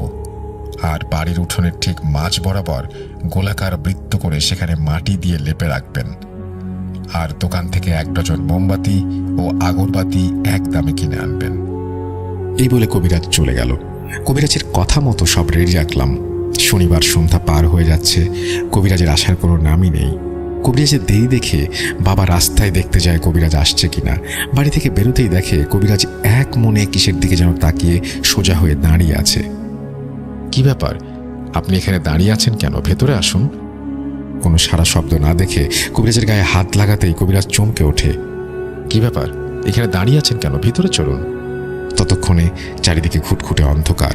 কবিরাজ গোলাকার বৃত্তের চারিদিকে আগরবাতি মোমবাতি জ্বালিয়ে দিলেন এবং ব্যাগ থেকে আরও কি কি যেন বের করে চারিদিকে ছড়িয়ে দিলেন। কবিরাজ আমাকে নামাজের ন্যায় বসতে বললেন। কিছুক্ষণ পর বুঝতে পারছি বাড়ির চারিদিকে ঝড় তুফান শুরু হয়ে গেছে। ভেঙে পড়ছে যেন সবকিছু আমার মাথায়। তারপর আর কিছু মনে নেই। বাবার কাছে শুনেছি পরের ঘটনা। আমি সেন্সলেস হওয়ার পরে কবিরাজ আমাকে বোতল থেকে পানি ছিটিয়ে দেয়। পানি ছিটানোর পরেই আমি উঠে দাঁড়িয়ে কবিরাজকে ধরার জন্য দৌড় দেই। কিন্তু কবিরাজের দেয়া দাগের ওপারে আমি আসতে পারিনি। আসতে না পেরে আমি আরও রেগে যাই। কবিরাজ আমাকে প্রশ্ন করে, কে তুই? আমি বললাম, আমাকে দেখিসনি তুই? সামু মিয়া আর একটু দেরি করে আসলেই তো তোর জীবন নাশ করতাম। এই কথা বলেই নাকি আমি অট্টহাসিতে ফেটে পড়ি। সেখানে উপস্থিত সবাই লক্ষ্য করলো আমার চোখগুলো রক্তবর্ণ হয়ে গেছে, যেন চোখ দুটো এখনই বেরিয়ে আসবে। কবিরাজ বলল, আমি অপ্রস্তুত ছিলাম বলেই তুই সামনে আসতে পেরেছিলি। এখন বল, কেন এসেছিস? ওকে ছেড়ে চলে যা। তারপর আমি বলে উঠলাম, না, ওকে ছাড়তে পারবো না। তুই চেষ্টা করে দেখতে পারিস। তোর মতো অনেককে আমি বোতলবন্দি করেছি, ভালো চাস তো চলে যা। কি মনে করিস তুই আমাকে তাড়াবি? আমি আবার ভয়ঙ্করভাবে হাসতে শুরু করলাম। কবিরাজ বলল, চিনতে পারিসনি তুই এখন আমাকে? দাঁড়া, তোর ব্যবস্থা করছি। এই বলে দোয়া দুরুদ পড়ে ফু দিতে যাবে এমন সময় কবিরাজের বুকে হঠাৎ প্রচুর ব্যথা উঠল। আমি বলছি, কিরে, ফু দিবি না? ফু, বাঁচতে চাইলে এখান থেকে চলে যা। কবিরাজ একটু সুস্থ অনুভব করার পর বলল, আমি চলে যাব, কিন্তু তুই বল কে তুই? এটা কবিরাজের একটা টোপ ছিল মাত্র। আমি বলছি, তুই এখনো চিনতে পারিসনি আমাকে? আমি মারিদ। এই বলে ও চলে গেল। কবিরাজ একটু ভয় পেয়ে বাবাকে বলল, ও খুব শক্তিশালী বজ্জিন, আপনারা আপনাদের মেয়েকে 3 মাসের মধ্যে বিয়ে দিয়ে দিন। বিয়ে দিলে হয়তো ওর জিনটা চলে যাবে অথবা আসবে না। আর আমি বাড়ি বন্ধ করে দিচ্ছি, 3টা তাবিজ দিচ্ছি। একটা ওর গলায় পরাবেন, আর একটা ওর বিছানায় দেবেন, আর একটা ওই গোলাকার বৃত্তের মাঝে 2 হাত মাটিতে পুঁতে রাখবেন। ওই জিনটা এই 3 মাস কিছু করতে পারবে না। জিনটা খুব শক্তিশালী আর দুষ্টু। এই জিন যার পেছনে লাগে তার থেকে সহজে যায় না। এভাবে 2 মাস কেটে যায়, কোনো সমস্যা হয় না। এদিকে আমার বিয়ে দেওয়ার জন্য বাবা ছেলে খুঁজছে। আমার বয়স তখন 9 বছর শেষে 10 বছরে পড়েছে। আসলে তখনও বিয়ে নিয়ে এতটা বুঝি না। বাবা ছেলে খুঁজতে খুঁজতে ফরিদপুর জেলা মধুখালী থানার পাশেই একটা ছেলের খোঁজ পায়। আমাকে দেখে তাদের পছন্দ হয়। তারপর বিয়ের সব আয়োজন করে আমাকে বিয়ে দেয়া হয়। আমার শ্বশুরবাড়ি দূর হওয়াতে আমাকে তারা সেদিন নিয়ে যেতে পারে না। গাড়ি ঘোড়াও সেরকম সুবিধা নাই, তাই সকালে আমাকে নিয়ে যাবে বলে। তাই আমাকে ঘরে বসিয়ে রেখেছে। বাইরে সবাই গল্প করছে আর আমি বসে আছি। এমন সময় আমার কানের কাছে ফিসফিস করে কেউ বলছে, চলে যাবি আমাদের ছেড়ে? আমি তোকে যেতে দেব না, আমি তোকে নিয়ে যাব। কথাগুলো শুনে আমি পেছনে ঘুরে তাকিয়ে দেখি একজোড়া চোখ আমার দিকে তাকিয়ে আছে। আমি একটা চিৎকার দিয়ে বেহুশ হয়ে পড়ে গেলাম। আমার চিৎকারে সবাই রুমে ছুটে আসে। তারা আমাকে ঘরে দেখতে না পেয়ে প্রচণ্ড রকমের ভয় পায়, কেননা এর আগেও আমার সাথে এরকম ঘটেছে। বাবা সারা বাড়ি তন্ন তন্ন করে খুঁজেও আমাকে পায়নি। এভাবে শেষ রাতের দিকে ফজরের আজান দেওয়ার জন্য মুয়াজ্জিন মসজিদের দিকে যাচ্ছিলেন। মসজিদের একটু আগে একটা বড় তাল গাছ। গাছ থেকে খুব জোরে কিছু পড়ার শব্দ পেয়ে তিনি গাছের দিকে এগিয়ে আসেন কি পড়েছে সেটা দেখার জন্য। এসে দেখেন আমি তাল গাছের নিচে পড়ে আছি। মুয়াজ্জিন সাহেব আমার বিষয়ে সব আগে থেকেই জানতো, তাই ভয় না পেয়ে আমাদের বাড়ির সবাইকে ডেকে বাড়িতে নিয়ে যায়। তারপর আমাকে চিকিৎসা করে সুস্থ করা হয় এবং আমাকে বলা হয় যে কেন ওখানে গিয়েছিলি। আমি কিছু বলতে পারলাম না। এদিকে কবিরাজ বাড়ি থেকে খবর নিয়ে এসেছে কবিরাজ নাকি মারা গেছে। এই কথা শুনে আমার পরিবারের সবাই ভয় পেয়ে যায়। জানি আরও বড় রকমের বিপদ হয়তো অপেক্ষা করছে আমাদের জন্য। সব ঝামেলা মিটিয়ে আমি শ্বশুর বাড়িতে পা রাখি। 5 বছরে কোনো সমস্যা হয়নি আমাদের দাম্পত্য জীবনে। আবার ঘটনার পুনরাবৃত্তি হতে শুরু করে। আমার পেটে তখন 5 মাসের বাচ্চা। আমার স্বামী বাজার থেকে 5 টাকা দিয়ে 2 কেজি ওজনের একটা ইলিশ মাছ আনে। আমি মাছটা কেটে পরিষ্কার করে রান্নাঘরে যাই মাছটি ভাজি করার জন্য। রান্নাঘরের পাশেই একটা বড় তাল গাছ ছিল। আমি মাছ ভেজে রাখছি, এমন সময় একটা লোমশ হাত এসে পাত্র থেকে ভাজা মাছ উঠিয়ে নিয়ে যাচ্ছে। এটা দেখে আমি ভয় পেয়ে আমার শাশুড়িকে ডাক দেই। আমার শাশুড়ি এসে দেখে ওই লোমশ হাতটি এখনও ভাজা মাছ রান্নাঘর থেকে নিচ্ছে। আমরা দুজনেই খুব ভয় পেয়ে সেখান থেকে চলে যাই। সেদিন রাতে আমি স্বপ্ন দেখি আমার ঘরের দরজা খুলে কেউ দাঁড়িয়ে আছে। আমি তাকে প্রশ্ন করি, কে ওখানে? তখন অবয়বটি বলে, কিরে, আমাকে চিনতে পারিসনি? আমি ফিরে এসেছি, বলেছিলাম তোকে ছেড়ে যাব না। একথা বলেই আমার দিকে এগিয়ে আসলো সেই অবয়বটি। আমি তখন কিছু বলতে পারছি না, কাউকে ডাকতে পারছি না। আমি শুধু তাকিয়ে দেখছি সেই ছায়া মূর্তিটি আমার শরীরের সাথে মিশে যাচ্ছে। সেদিন আমার একটু দেরিতে ঘুম ভাঙলো। বিষয়টা কাউকে কিছু জানালাম না। আমার শাশুড়ি আমাকে রান্না করার জন্য কিছু খড়ি আনতে বলল। আমাদের আখ ক্ষেত আছে, ওখান থেকে আমি আখের শুকনো পাতা আনতে ক্ষেতের ভেতরে ঢুকলাম। আমি যেতে যেতে ক্ষেতের অন্য পাশে চলে গেলাম। ক্ষেতের অন্য পাশে অনেক পুরনো দুটো শিমুল গাছ। গাছ দুটোর মাঝে 20 ফিটের মতো জায়গা আছে। আমি সেই গাছের দিকে তাকাতেই আমার শরীর হিম হয়ে গেল। আমার কলিজা যেন ফেটে যাচ্ছে, চোখ আটকে যাচ্ছে ওই গাছটির দিকে। দেখি দানবের মতো 2 পা 2 শিমুল গাছে আমার দিকে তাকিয়ে সে ভয়ঙ্করভাবে হাসছে। দুপুর গড়িয়ে বিকেল হয়ে যাচ্ছে। এদিকে আমার দেরি দেখে আমার শাশুড়ি খুঁজতে গিয়ে দেখে আমি সেন্সলেস হয়ে সেখানে পড়ে আছি। চোখ দুটো খোলা, আগুনের মতো লাল হয়ে আছে। আমাকে ওভাবেই বাড়িতে নিয়ে আসা হয়। তারপর জ্ঞান ফিরলে আমি তাদের সব ঘটনা খুলে বলি। রাতে আমি শুয়ে আছি আমার স্বামীর পাশে। ওখান থেকে শিমুল গাছ স্পষ্টভাবে দেখা যায়। আমি শুয়ে শুয়ে দেখছি ওই শিমুল গাছটা থেকে ওই অবয়বটি নেমে আসছে আমার দিকে। আমি কথা বলতে পারছি না, মনে হচ্ছে আমার গলাকেও চেপে ধরেছে। আমি নিঃশ্বাস নিতে পারছি না। ও যত কাছে আসছে আমার সামনে তত আগুনের মতো একটা বৃত্তের তৈরি হচ্ছে। আমার কাছাকাছি এসে আমার চোখে থাবা মারে সেই অবয়বটি। তারপর আমার আর কিছু মনে নেই। আমার শাশুড়ি আমাকে পরে সব ঘটনা বলেছে। ঘটনাটি এরকম, আমি আমার স্বামীকে গলা টিপে ধরে আছাড় মারি। আমার স্বামীর চিৎকারে বাড়ির লোকজন সব উঠে এসে দৌড়ে গিয়ে দেখে আমি আমার স্বামীর বুকের উপরে উঠে ওর গলা টিপে ধরেছি। ওর জিহ্বা বের হয়ে আছে। এভাবে দেখে তাড়াতাড়ি করে ঘরের দরজা ভেঙে সবাই ঘরে প্রবেশ করে। আমার শাশুড়ি আমাকে ধাক্কা দিয়ে নিচে ফেলে দেয়। আমি গর্জন দিয়ে উঠে আমার শাশুড়ির গলা চেপে ধরে বাইরে ছুঁড়ে ফেলে দেই। এদিকে আমাদের বাড়ির চিৎকারে আশেপাশের লোকজনও ছুটে আসে। এসে আমার এই অবস্থা দেখে সবাই আমাকে চেপে ধরে বলছে, কি হয়েছে আপনার, এরকম করছেন কেন?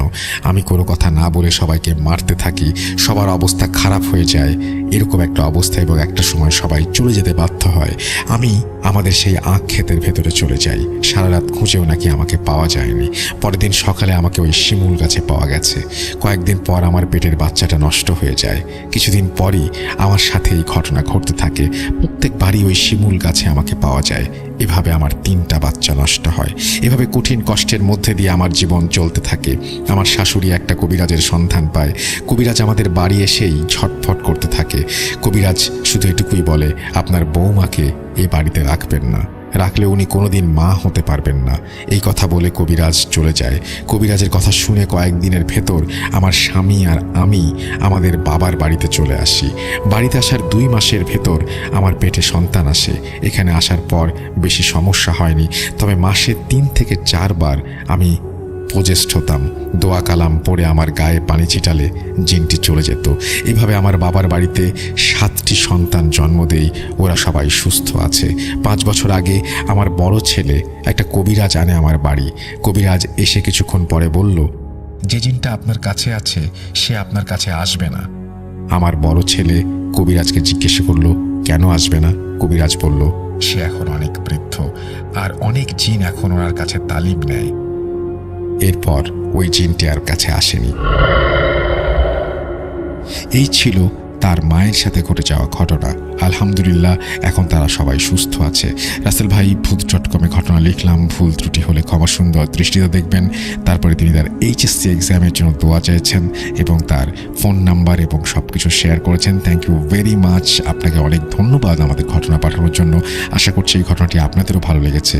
যদি ভালো লাগে অবশ্যই আমাদের জানাবেন, যদি ভালো না লাগে সেটাও আমাদের জানাবেন। আমরা আপনাদের ঘটনার অপেক্ষায় থাকব। আমরা চলে যাব আমাদের পরবর্তী ঘটনায়।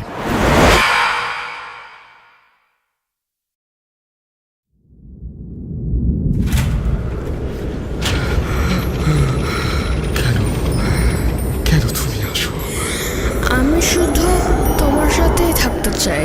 কিভাবে সম্ভব? মৃতদের এই পৃথিবীতে থাকতে নেই। তুমি তুমি চলে যাও, চলে যাও, প্লিজ চলে যাও। সবটাই কি ইলুশন, নাকি অন্য জগতের কেউ কখনো হাজির হয়ে যায় চোখের পলকে? ভূত.com with Russell। যেভাবে লেখা আছে আমি সেভাবেই পড়ছি। আসসালামু আলাইকুম রাসেল ভাই, আশা করি ভালো আছেন এবং সর্বদা ভালোর দলেই থাকবেন ইনশাল্লাহ। আমার নাম সাকিব আহমেদ। আমার বাড়ি নরসিংদী জেলার রায়পুরা উপজেলার কোনো এক গ্রামে। প্রসঙ্গত আমি কোনো একটা কারণে আমার গ্রামের নাম যে বললাম না, আমি ভূত এফএমের একজন অসম্ভব পাগল শ্রোতা। আমি 2015 সাল থেকে ভূত এফএম শুনে আসছি। আর রাসেল ভাই আপনার কাছে যখন কোনো ঘটনা না পাঠালে ভূত এফএম বন্ধ হয়ে যাবে শুনি, তখন খুব খারাপ লাগে। তাই ডিসাইড করি আমার সাথে ঘটে যাওয়া অদ্ভুত ঘটনাটি আমি ভূত.com-এ শেয়ার করব। আজ আমি আপনাদের সাথে যে ঘটনাটি শেয়ার করব তার ভৌতিক জিনের কোনো ঘটনা নয়, এটি আমার জীবনে ঘটে যাওয়া একটি ঘটনা। এটা আমার এক ভয়ানক অনুভূতি। সময়টি ছিল 2018 সাল। আমি তখন ক্লাস 7-এ পড়ি। বার্ষিক পরীক্ষা শেষ করে বড় আপুর বাড়িতে বেড়াতে যাই। ওখানে ঘটনার সূত্রপাত ঘটে। 28শে ডিসেম্বর আমার পরীক্ষার রেজাল্ট হয়। আমি আপুর বাসায়, তাই আমি স্কুলের রেজাল্টটা জানতে পারিনি। তারপর আমার ক্লাস টিচার হান্নান স্যারের কাছ থেকে রেজাল্টটা জানার জন্য ওনার কাছে কল করি। উনি কল রিসিভ করেন না। এদিকে সন্ধ্যা ঘনিয়ে আসে। বলে রাখা ভালো, আমার আপুর ওখানে নেটওয়ার্ক ছিল খুব দুর্বল। তাই নেটওয়ার্কের জন্য আপুর বাইরের পেছনে বাঁশঝাড়ের সাথে একটা কাঁঠাল বাগান ছিল, সেখানে থেকে স্যারের সাথে কথা বলতে চলে যাই। যেহেতু স্যার আমার কলটি রিসিভ করছে না, তাই আমি আতিক স্যারকে কল করে বললাম, হান্নান স্যার আমার কল রিসিভ করছে না, যদি দয়া করে স্যারের কাছে কল করা যায়, আমার রেজাল্টের কথাটা জানাতেন তবে খুব উপকৃত হতাম। আতিক স্যার বলল, আচ্ছা অপেক্ষা করো, আমি জেনে তোমাকে জানাচ্ছি। পরে স্যারের কলের আশা করছিলাম। হঠাৎ আমার পেছন দিকে কে যেন আমাকে ঘাড়ের মধ্যে একটা আঘাত করলো। পেছনে ফিরে দেখি কেউ নেই। আমি খুব ভয় পেয়েছিলাম ঠিকই, কিন্তু স্যার কল করলো এবং বলল, তুমি ক্লাসে সেকেন্ড হয়েছো। আনন্দে আমি দৌড় দিয়ে আপুকে বলতে যাই। তখন অন্ধকার নেমে আসছে। আমার মাথাটা খুব ভারী ভারী লাগছিল। তারপর গিয়ে দেখি আপু সেলাই মেশিন দিয়ে কি যেন সেলাই করছে। আপুকে বললাম, আমার রেজাল্ট হয়েছে, আমার রোল 2। আপু বলল, তাহলে তো খুব খুশির খবর। রাসেল ভাই, ওখান থেকে ঘটনার সূত্রপাত ঘটে। পরে রাতের খাবার খেয়ে ঘুমাতে যাব, ঠিক তখনই দুলাভাই বলছে, কিরে কোথায় ঘুমাবি, আমাদের সাথে নাকি বারান্দার রুমে? আমি বললাম, বারান্দার রুমে ঘুমাবো। বলে রাখা ভালো, ওই 2 দিন দুলাভাইয়ের দিনের ডিউটি ছিল, তাই রাতে বাসায় ঘুমাবে। আর আমি যখন বেড়াতে আসি তখন দুলাভাইয়ের নাইট ডিউটি ছিল, তাই রাতে আপুর সাথে ঘুমাতাম আমি। দুলাভাই নরসিংদীর কাদির মোল্লার আদুরি জুট মিলসের সুপারভাইজার পদে নিযুক্ত ছিলেন। যেহেতু আমি রাতে বারান্দার রুমে একা ঘুমাবো, তখন আমার ভাগনা জুনায়েদ, তখন 4-5 বছর বয়স ছিল, আমি তাকে বললাম, জুনায়েদ মামার সাথে ঘুমাবি রাতে? জবাবে সে বলল, না আমি তোমার সাথে ঘুমাবো না। ভাই বলল, ভয় কিসের, ভয় পাস না, রাতে রুমের দরজা খুলে ঘুমাস, ভয় পেলে আমাকে ডাক দিস। পরে বাধ্য হয়ে একাই বারান্দার রুমে ঘুমাতে যাই। যেহেতু ডিসেম্বর মাসের শেষ দিক, তাই ওই সময়টা রাতে হালকা শীত করত। আমি ঘরের ফ্যানের স্পিড কমিয়ে ফ্যানটি অন করে দোয়া পরে কম্বল নিয়ে শুয়ে পড়লাম। রাতে হঠাৎ একটা বিকট আওয়াজে আমার ঘুম ভেঙে যায়। আমি খুব ঘাবড়ে গিয়েছিলাম, জানি না শব্দটা কিসের ছিল। আমি সাহস করে বাইরে বেরোতে যাব। বাইরে বের হতেই দেখি আমার বিয়াই উঠোনে থাকা একটা বেল গাছের নিচে দাঁড়িয়ে আছে। তো আমি কিছু মনে করিনি। আমি আমার মতো করে আবারও রুমে ফিরে আসতে যাব। এমন সময় বললাম, আজিজ ভাই, এত রাতে বেল গাছের নিচে কি করেন? কোনো সারা শব্দ নেই। আর চারিদিকটা কেমন যেন ঝিমঝিম করছে। ঝিঝি পোকা ডাকলে যেমন শব্দ হয়, সেই রকম একটি শব্দ আমার কানে আসছে। সত্যিই অবয়বটিকে আমার বিয়াই নাকি অন্য কিছু? পরে আমি রুমে চলে যাই। যেহেতু দুলাভাই বলেছে যে রুমের দরজা না লাগিয়ে ঘুমাতে, আমি দরজা চাপিয়ে শুয়ে পড়ি। কিছুক্ষণ পর আমার চোখে হালকা ঘুম ভাব আসে, আর তখনই শব্দটা শুনতে পাই। আমি শুনছি ওইখানে কে আমার পায়ের কাছে এসে বসেছে। যেহেতু আমার রুমের খাটটা ছিল স্টিলের, তাই আমি খুব ভালো করে বুঝতে পারি ওখানে কারো উপস্থিতি। কি যেন ফিসফিস করে বলছে, আমি কিছুই বুঝতে পারলাম না। ফিসফিসের শব্দটি আমার কানে আসছে। আমি মনে করেছিলাম আমার ঘুমটা থেকে জাগার পর হয়তো আপু জেগে যাবে, তাই আপু আমাকে ভয় দেখানোর জন্য হয়তো এসব করছে। আমি বললাম, কে তুমি, জান্নাতি আপু নাকি? কোনো সারা শব্দ নেই। কিছুক্ষণ পরে ফিসফিসে আওয়াজটা বন্ধ হয়ে গেল। আমি মনে মনে বলছি, আপু আমাকে ভয় দেখানোর জন্য এসব করছে, তাতে কি আমি ভয় পাবো না? তারপর হঠাৎ আমার পায়ে কে যেন চাপ দিয়ে ধরেছে। আমি পা নাড়াতে পারছি না। আমি জোরে চিৎকার করে বললাম, আপু আমার পা ছাড়েন। ঠিক তখনই ওই রুম থেকে আপু বলছে, কিরে সাকিব, কি হয়েছে?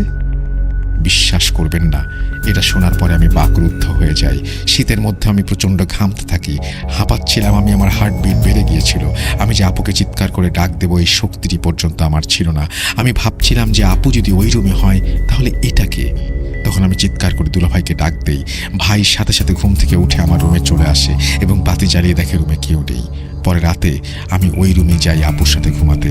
পরের দিন সকালে ঘটনাটি সবাইকে খুলে বলি এবং আমার বিআই শুনে বলে, কই না তো, আমি অত রাতে বাইরে বের হব কেন?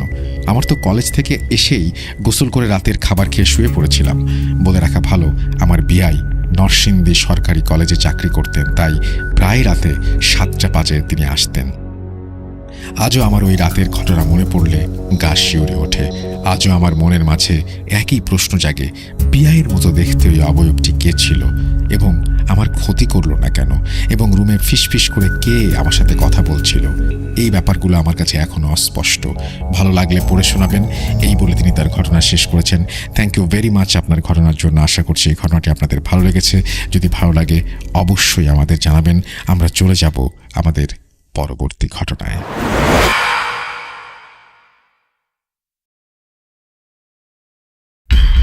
You never were alone.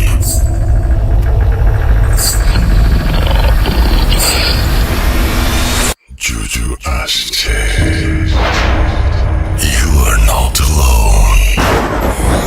আমি শুধু তোমার সাথেই থাকতে চাই। Not alone. লুকোচুরি খেলবে? লুকোচুরি? You will never be alone.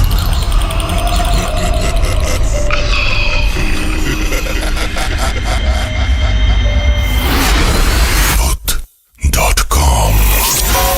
The fear returns with Russell.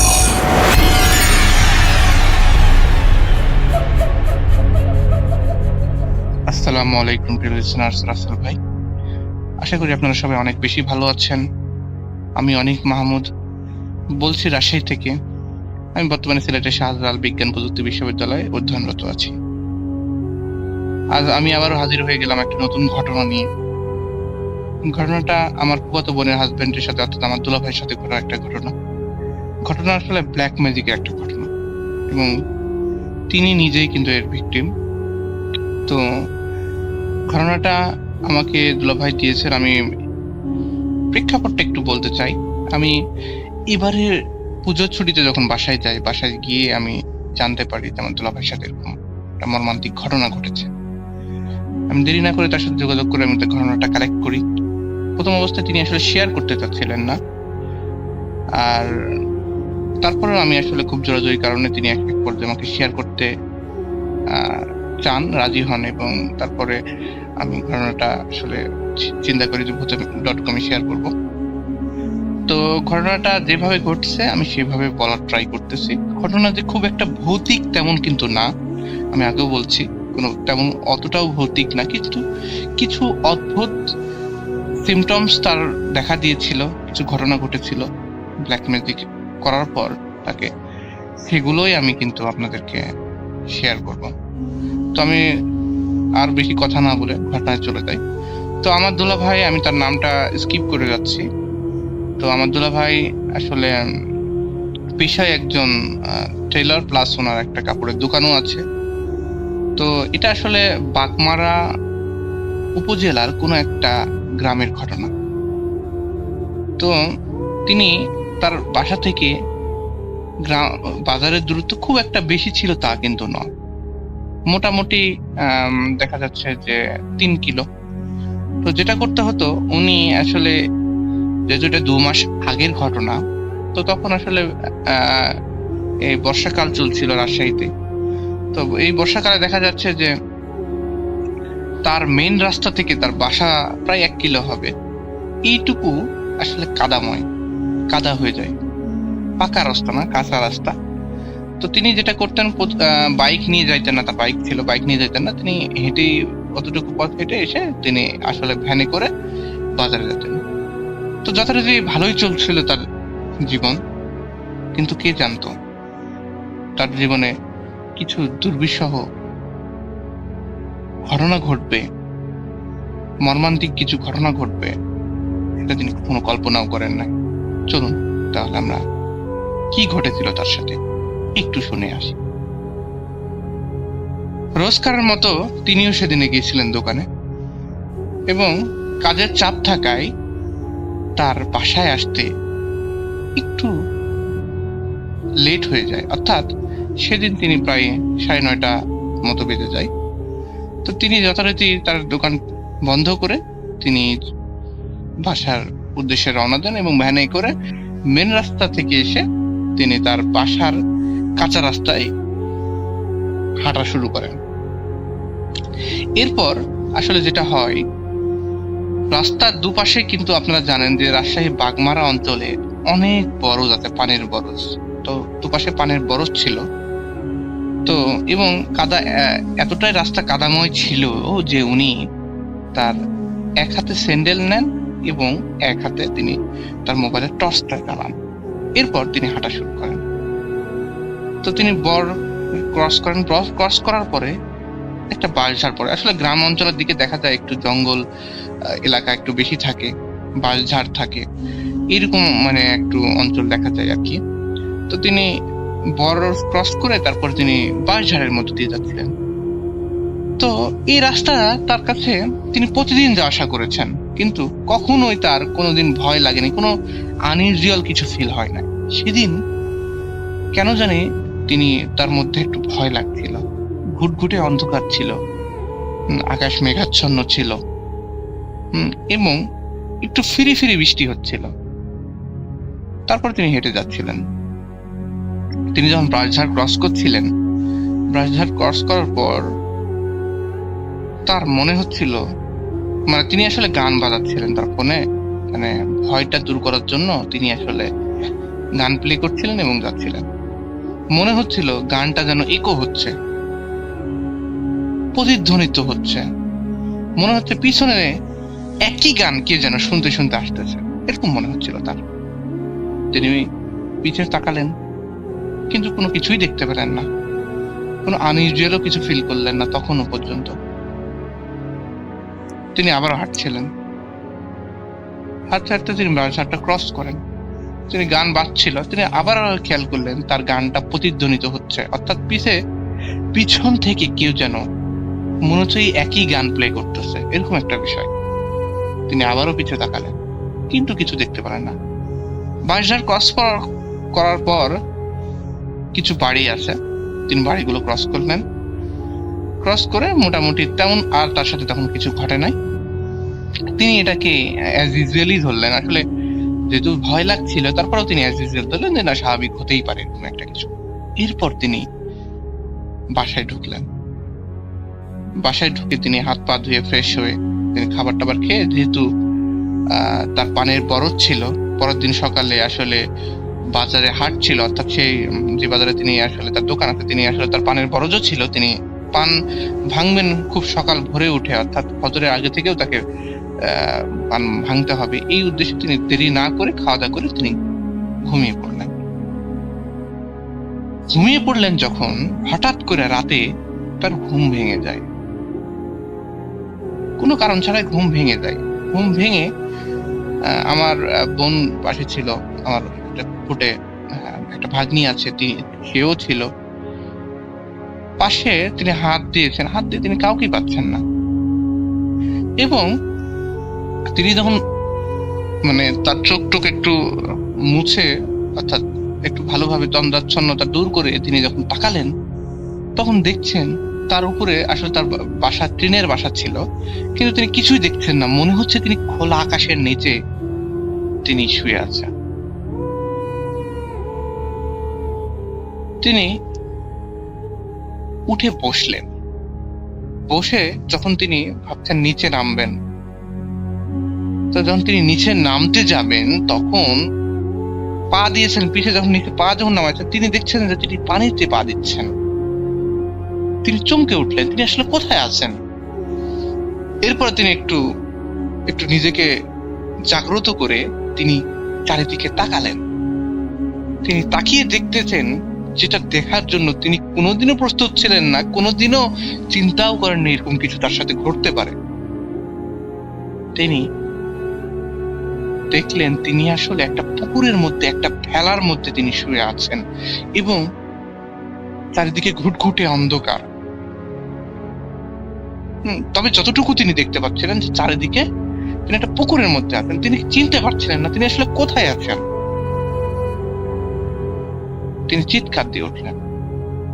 চিৎকার দিয়ে উঠতেই পাশ থেকে মানে আমার বোন তাকে করলো আর কি। তিনি আসলে বুঝলেন যে তিনি আসলে ঘুমের মধ্যে আসলে স্বপ্ন দেখছেন। আমার বোন তাকে পানি টানি খাওয়ালেন। তারপরে তাকে আসলে কি হয়েছে জিজ্ঞেস করলো। তিনি আর আসলে বিষয়টা বলেন নাই, যেহেতু তার এটা স্বপ্ন তিনি মনে করেছেন যে স্বপ্ন, আসলে এটাকে আসলে বলার প্রয়োজন মনে করেন। তিনি এমনিতেই আসলে একটু করে তিনি আসলে ঘুমিয়ে যান। সকালে তিনি রোজকার মতো তিনি সকালে উঠেছেন। তিনি পানের বরজে গেলেন আর কি। আমাদের গ্রাম্য ভাষায় আমরা বর বলি, যদি এটা শুদ্ধ ভাষায় বরজ। তো তিনি পানের বরজে গেলেন। তো তিনি পানের বরজে, যারা দেখেছেন এই অঞ্চলের পানের বরজগুলো সারি সারি আসলে যেটাকে আসলে বাঁশের মতো পোতা থাকে, বাঁশের কেটে কেটে চিকন চিকন কেটে আসলে মানে সারি করে লাগানো থাকে, এবং ওইগুলোতে আসলে পানের গাছ বেয়ে উঠে আর কি, এরকম একটা বিষয়। তিনি যথারীতি পান ভাঙা শুরু করে। তিনি একাই ছিলেন, তিনি একাই পান ভাঙছিলেন। পান ভাঙতে ভাঙতে তিনি প্রথম সারিতে পান ভাঙছিলেন। পান ভাঙতে তিনি খেয়াল করলেন, যদিও তার হাতে টর্চ ছিল, অর্থাৎ তার মোবাইলের আলো তিনি জ্বালিয়ে রাখছিলেন এবং প্লাস তিনি পান ভাঙতেছিলেন। তিনি খেয়াল করলেন ওই পাশের কে যেন এই একইভাবে পান ভাঙছে। তিনি তো অবাক হয়ে গেলেন, চোর টোর আসলো নাকি? তিনি একটু বললেন, এই কে ওখানে, কে কে কে ওখানে তুমি? এইভাবে তিনি বলে উঠলেন। কোনো রেসপন্স আসলো না। সে তার মতো পান ভাঙছে। তিনি সাথে সাথে তারা ওখানে গেলেন, যে পান টান চুরি হচ্ছে নাকি। তিনি সাথে সাথে গেলেন ওখানে। তিনি যেটা দেখছেন সেটা তিনি আবারও দেখার জন্য তিনি প্রস্তুত ছিলেন না। তিনি দেখলেন তিনি আসলে ওই পারে পান ভাঙছেন, অর্থাৎ তারই একটা তার মতোই দেখতে কেউ একজন সেখানে পান ভাঙছিল এবং তাকে দেখে হাসতেছিল, এরকম খিলখিল খিলখিল করে হাসতেছে এবং বলছিল, কিরে পান ভাঙবি না? থেমে গেলি কেন? পান ভাঙ, পান ভাঙ, আজই তোর শেষ পান ভাঙা, ভেঙে নে, যত পারবি ভেঙে নে। তিনি চিৎকার দিয়ে সেন্সলেস হয়ে যান। সকালবেলা যখন তিনি চলে আসার কথা, তিনি আসছেন না দেখে প্রায় 8টা-9টা বেজে গেছে, অর্থাৎ তিনি মোটামুটি 7টার মধ্যে ফিরে আসেন। সে কারণে সেগুলো আবার গুছিয়ে আবার একটা করে আর কি তাকে বেঁধে তাকে আবার বাজারে নিয়ে যেত। তো এই জন্য মোটামুটি তিনি সম্ভবত 7টার দিকেই চলে আসতেন। তো 8টা-9টা হয়ে যাচ্ছে, কেউ আসতেছেন, তখন ফিরে আসতেছেন না দেখে আমার বোন আসলে তার শ্বশুরকে পাঠান যে একটু দেখেন তো বাবা কি হয়েছে, এখনো সে আসতেছে না। তিনি যে দেখতেছেন যে আসলে তার ছেলে সেন্সলেস হয়ে পড়ে আছে। তো তিনি তাকে আসলে পাশের লোকজন ডেকে তাকে ধরাধরি করে বাসায় নিয়ে আসে। বাসায় নিয়ে আসার পরে তাকে আসলে দেওয়া হয়, পানি টানি দেওয়া হয়, মোটামুটি প্রাথমিক ট্রিটমেন্ট গুলো দেওয়া হয়। দেওয়ার পরে মোটামুটি যখন তার ঘুম ভাঙে, অর্থাৎ যখন তিনি সেন্সে ফিরে আসেন, অলরেডি 2 দিন পার হয়ে গেছে। তিনি জিজ্ঞেস করছেন যে আমি কোথায়, যখন তার সেন্স হয় কোথায়, তখন সবাই তো মোটামুটি কান্নাকাটির মতো একটা অবস্থা। ট্রিটমেন্ট করা হয়েছে, তারপরে নিয়ে আসতেছে, বাসায় ডাক্তার নিয়ে আসা হয়েছে। তো মোটামুটি তখন হয় ট্রিটমেন্ট করার পরে আসলে সবাই তো মানে কান্নাকাটি একটা রোল একটা অবস্থা। তো সবাই দেখতেছে এই অবস্থা, বলতেছে তুমি কি হয়েছে বাবা, সবকিছু জিজ্ঞেস করা হয় তাকে। জিজ্ঞেস করার পরে তার আসলে তিনি কিছু তেমন একটা বলতে পারেন না। তখন ডাক্তার তাকে বলা হয় যে তাকে আপাতত রেস্ট করার জন্য। তিনি আসলে রেস্ট করেন, রেস্ট নিতে বলা হয় তাকে। আসলে রেস্ট করে তারপরে দেখা যাচ্ছে যে পরে তিনি আসলে সব ঘটনা যখন মোটামুটি সন্ধ্যার পরে তিনি সেদিন সন্ধ্যার পরে তিনি মোটামুটি সবকিছু ঘটনা খুলে বলেন, এরকম কাহিনী। তো আসলে আমার দুলাভাই অনেক পরিশ্রম করতেন, অনেক পরিশ্রমী মানুষ ছিলেন। তো সব বলতেছিল, ডাক্তার বলতেছিল হয়তো তুমি স্ট্রেসফুল আছো, এই কারণে তোমার এই অবস্থা, তুমি অনেক পরিশ্রম করে, এই জন্য হয়তো তুমি একটা ভুল দেখছো হয়তো। আর সকালবেলা তুমি অনেক ভোরে তুমি উঠে যে পান ভাঙছো, ওই সময় হয়তো ভুল দেখছো। কিন্তু আমার দুলাভাই কোনো মতেই মানতে নারাজ যে তিনি আসলে ভুল দেখছেন। তারপরে আসলে সবাই একটু তাকে সান্ত্বনা দিচ্ছিল। এরপরে যেটা হয়, সেই দিন রাতে আর তিনি যেহেতু তিনি মোটামুটি তখনও অতটা মানে তার শরীরে শক্তি ছিল না, তিনি মোটামুটি তাড়াতাড়ি ঘুমিয়ে গেছেন। তো ঘুম থেকে যখন মানে হঠাৎ রাতের বেলা তিনি ঘুমিয়ে গেছেন, সেই দিনও হঠাৎ করে তার ঘুম ভেঙে যায়। তিনি এক্সাক্ট টাইমটা বলতে পারেন না আসলে কতটা, কোন সময় তার ঘুম ভেঙেছে। তো ঘুম ভেঙেছে, তিনি মানে তিনি উঠে বসলেন। সেদিনও তিনি দেখতেছেন তিনি খোলা আকাশের নিচে আছেন, এবং চারিদিকে তখন তিনি দেখলেন যে হ্যাঁ, তিনি আবারও সেই ভেলার উপর বসে আছেন এবং চারিদিকে পানি। যখন তিনি নামতে গেছেন দেখছেন যে তার আসলে পানি। তো এইবার তিনি খেয়াল করলেন যে তিনি ওই পুকুরের মাঝখানে আছেন এবং ওই পুকুরের চারপাশ দিয়ে কেউ যেন ভেলা একটা চালাচ্ছে, মানে গ্রাম্য ভাষায় যেটা ওই যে কলা গাছ দিয়ে তৈরি, যেটা ওই রকম আর কি টাইপের ভেলা বানিয়ে চারিপাশে রাউন্ড দিচ্ছে। তিনি যথেষ্ট তিনি ফেস দেখতে পান না, কেন কোনো মনে হচ্ছেন কেউ একটা, মানে অন্ধকার যেহেতু ছিল, তিনি দেখছেন কেউ একটা তাকে মানে ইয়ে করতেছে। তো এভাবে রাউন্ড দিচ্ছে আর কি, রাউন্ড দিতে এবার তিনি সে মুহূর্তে চিৎকার দেন নাই। তিনি তন্দ্রাচ্ছন্ন অবস্থায় তখনও ছিলেন। দেখলেন এক সময় তিনি একটু চোখ ইয়ে করে দেখলেন যে ভেলাটা তার কাছে চলে আসছে, এবং যে ভেলাটা চালাচ্ছে সে আর কেউ নয়, তিনি ভেলাটা চালাচ্ছে। তার মতোই দেখতে কেউ একজন ভেলাটা চালাচ্ছে, এবং সে বলে ভেলাটা চালাতে পারছে, কিরে কেমন লাগছে এইভাবে, কি চল না আজকে দুজন মিলে মাছ ধরবি, চল পুকুরে ঝাঁপ দে, মাছ ধর। এইরকম কথাবার্তা বলতে শুরু করে। এই দেখে মহাদুল্লাহ ভাই আবার চিৎকার দেন এবং পাশে দেখা যাচ্ছে যে তার মানে আমার বোন তাকে আবার কি হয়েছে বলে উঠে তাকে আসলে তাকে ইয়ে করে না, সান্ত্বনা দেওয়ার চেষ্টা করেন, পানি টানি খাওয়ান, এবং আসলে তারপরে আমার বোনকে তখনই সব ঘটনা আমার দুলা ভাই খুলে বলে যে এরকম আমি আবার দেখছি। তো আমার বোন তখনই বুঝতে পারছিল আসলে ভালো কিছু ঘটছে না, কোন কিছু একটা রং আছে। আবার তার মনে এরকম আসতেছিল যে হয়তো বা আসলে সে ওই যে ডাক্তার বলছে যে তিনি আসলে অনেক পরিশ্রম করেন, এই কারণে ভুলভাল দেখতেছেন, এটাও হতে পারে। মানে দুইটা দিকেই আমার বোনের মধ্যে একটা কনফিউজিং বিষয়গুলো আসতেছিল। তো এরপর যেটা হয়, তিনি তাকে তখন মোটামুটি একটু সান্ত্বনা দিয়ে তিনি আবার তাকে ঘুম পাড়িয়ে দেন।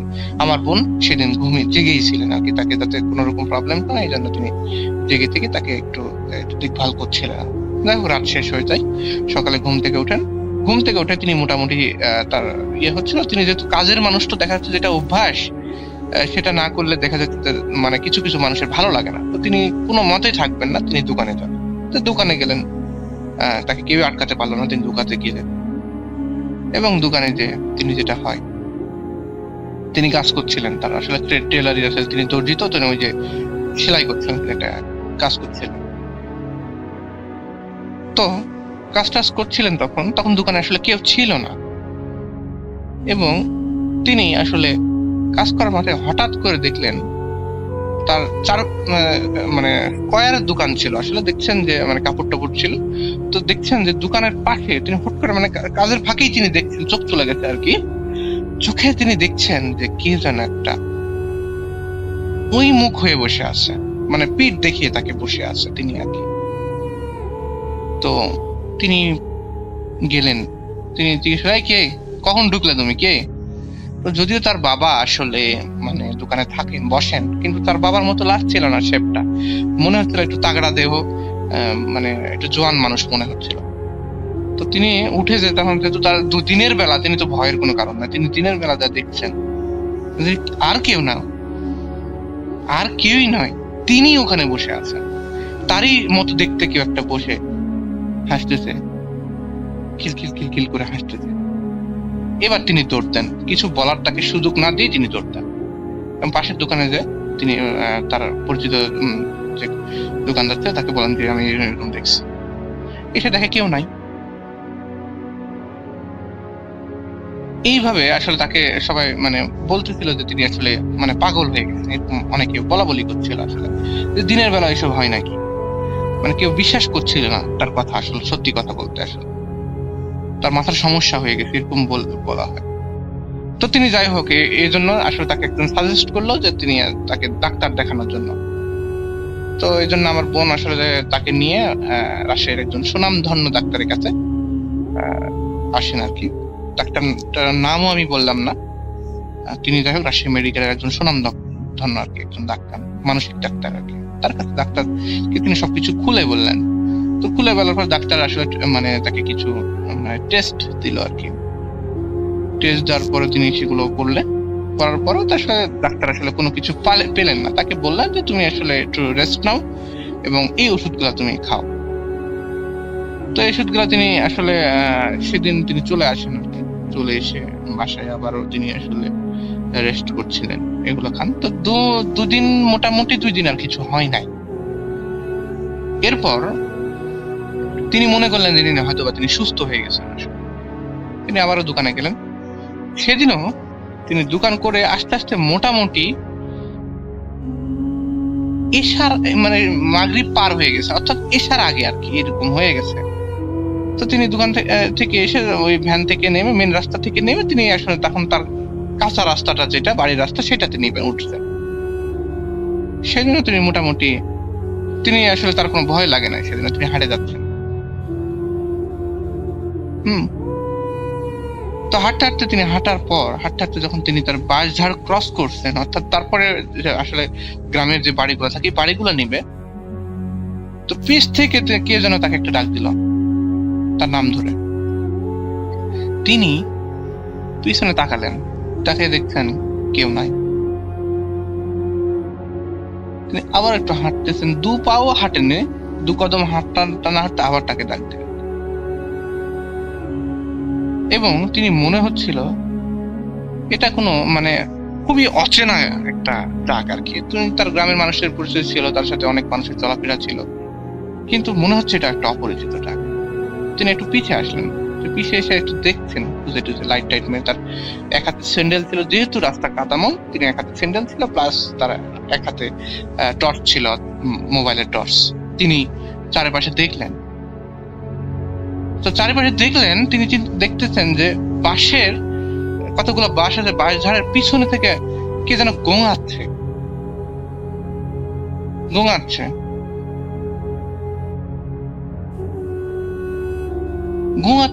এইরকম ভাবে, মানে কেমন মনে হচ্ছে কান্নাও না, আবার কেমন যেন একটা গোঙানি টাইপের কিছু একটা। তো সেদিন মানে তিনি তো মনে করছেন যে তার আসলে সবকিছু ঠিক হয়ে গেছে, তিনি সব ঠিক ওকে। তো বলে কে কে কে ওখানে, তুমি কে কে কি কাঁদছো ওখানে, গোঙাচ্ছ?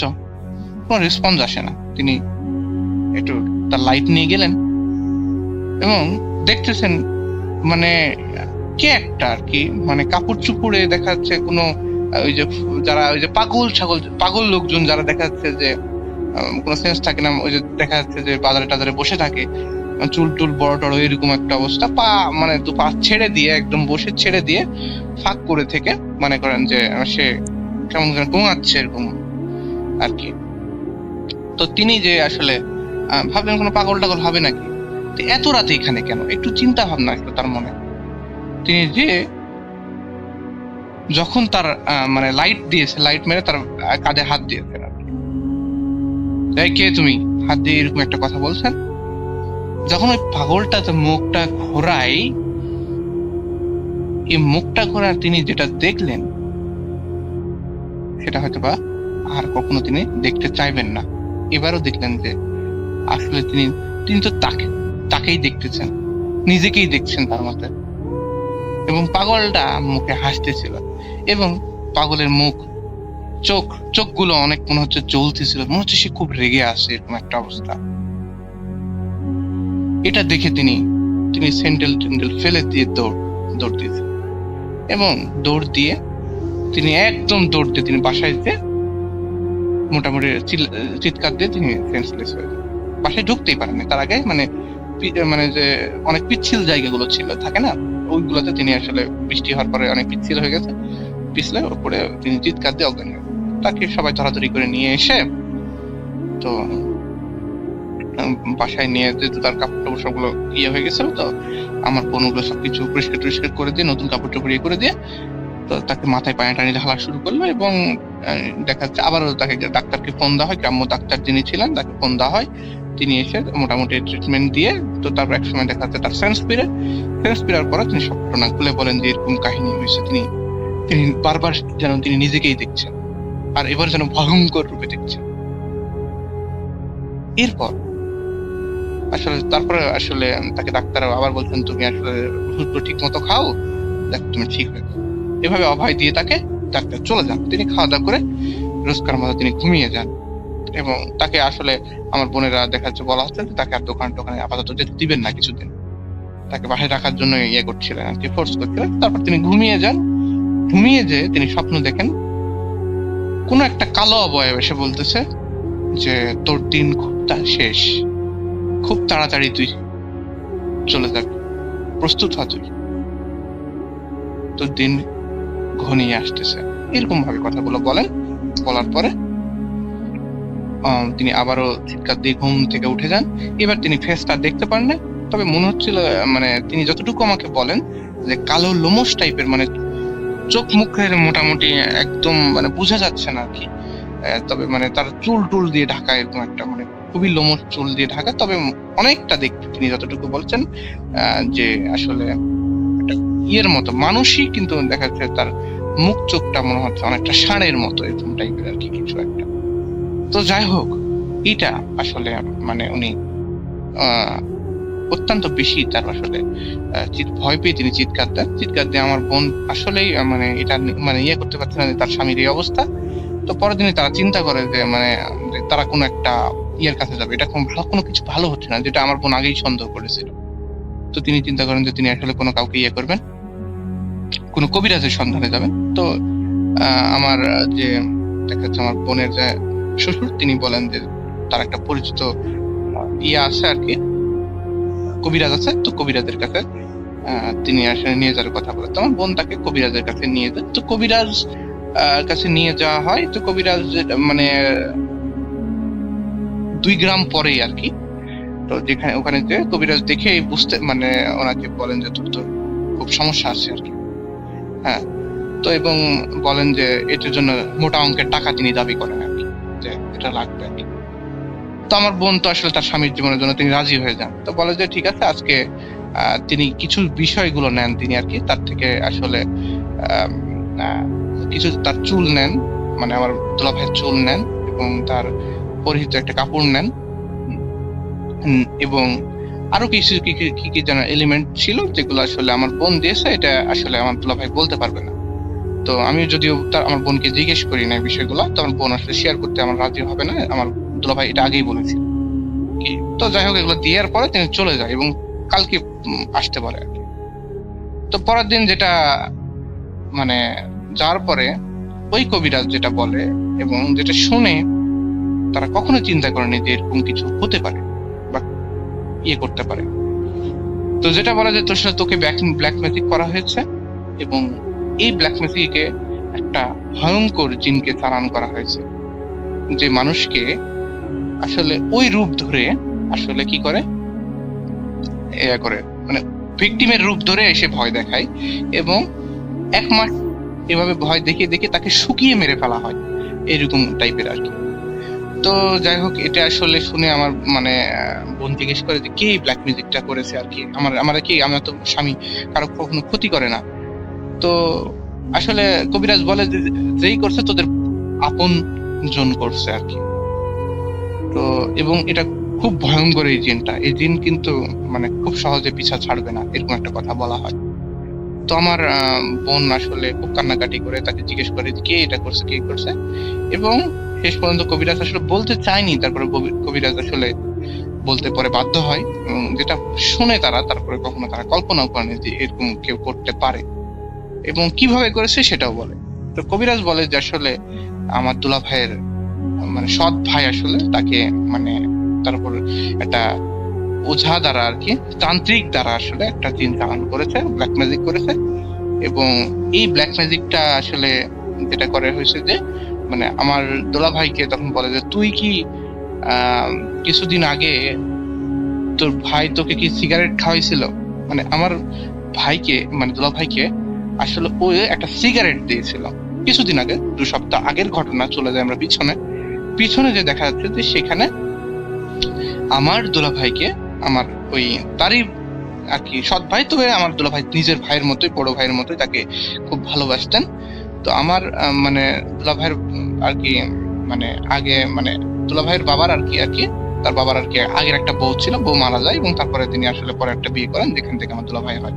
একটাই ছেলে, ওই মানে ওয়াইফের একটা ছেলে, আমার দেখা যাচ্ছে যে এই ওয়াইফের একটাই ছেলে।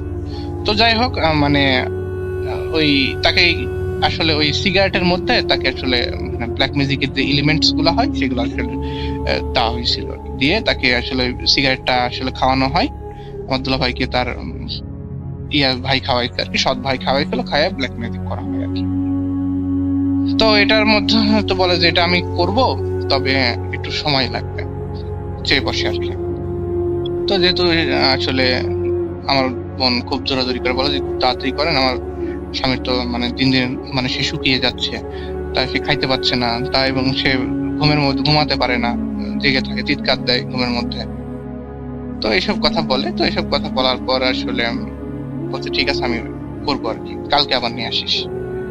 তো কালকে নিয়ে আসে, কালকে নিয়ে আসার পরে যেটা হয় যে তাকে আমার বোন বাইরে ছিল, তো ঘরের মধ্যে নিয়ে আসলে কি যেন রিচুয়াল করে, সেই রিচুয়ালের কথা আসলে আমার দুলা ভাইও বলতে পারবে না এমন একটা।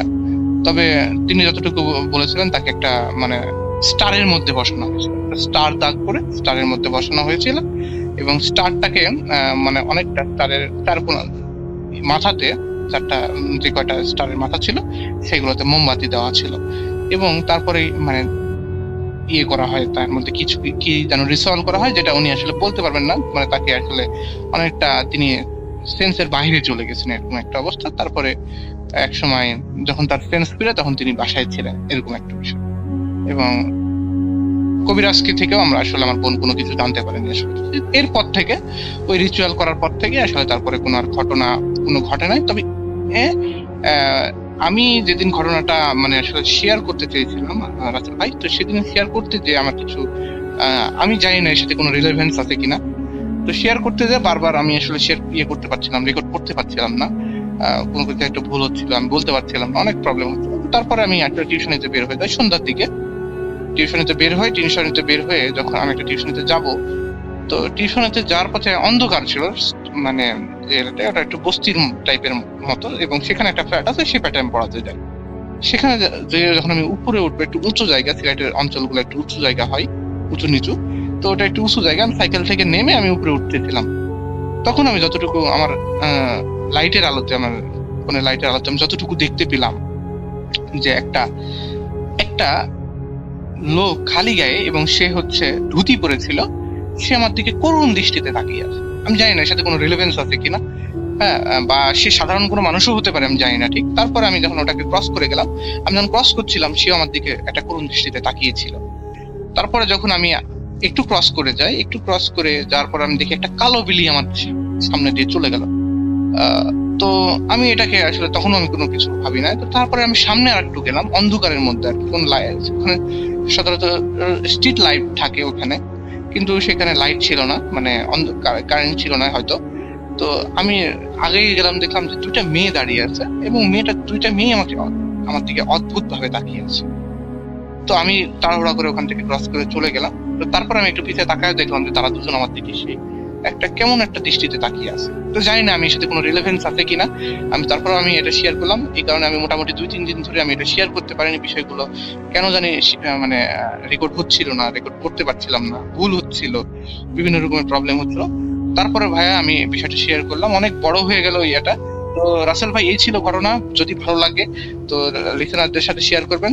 তো আপনাদের সবার জন্য শুভকামনা, ভূত.com এর জন্য শুভকামনা। ভূত.com চিরজীবী থাকুক, অনেক দিন চলুক, অনেক বছর ধরে চলুক, এটাই প্রার্থনা করি। সবাই ভালো থাকবেন। আসসালামু আলাইকুম।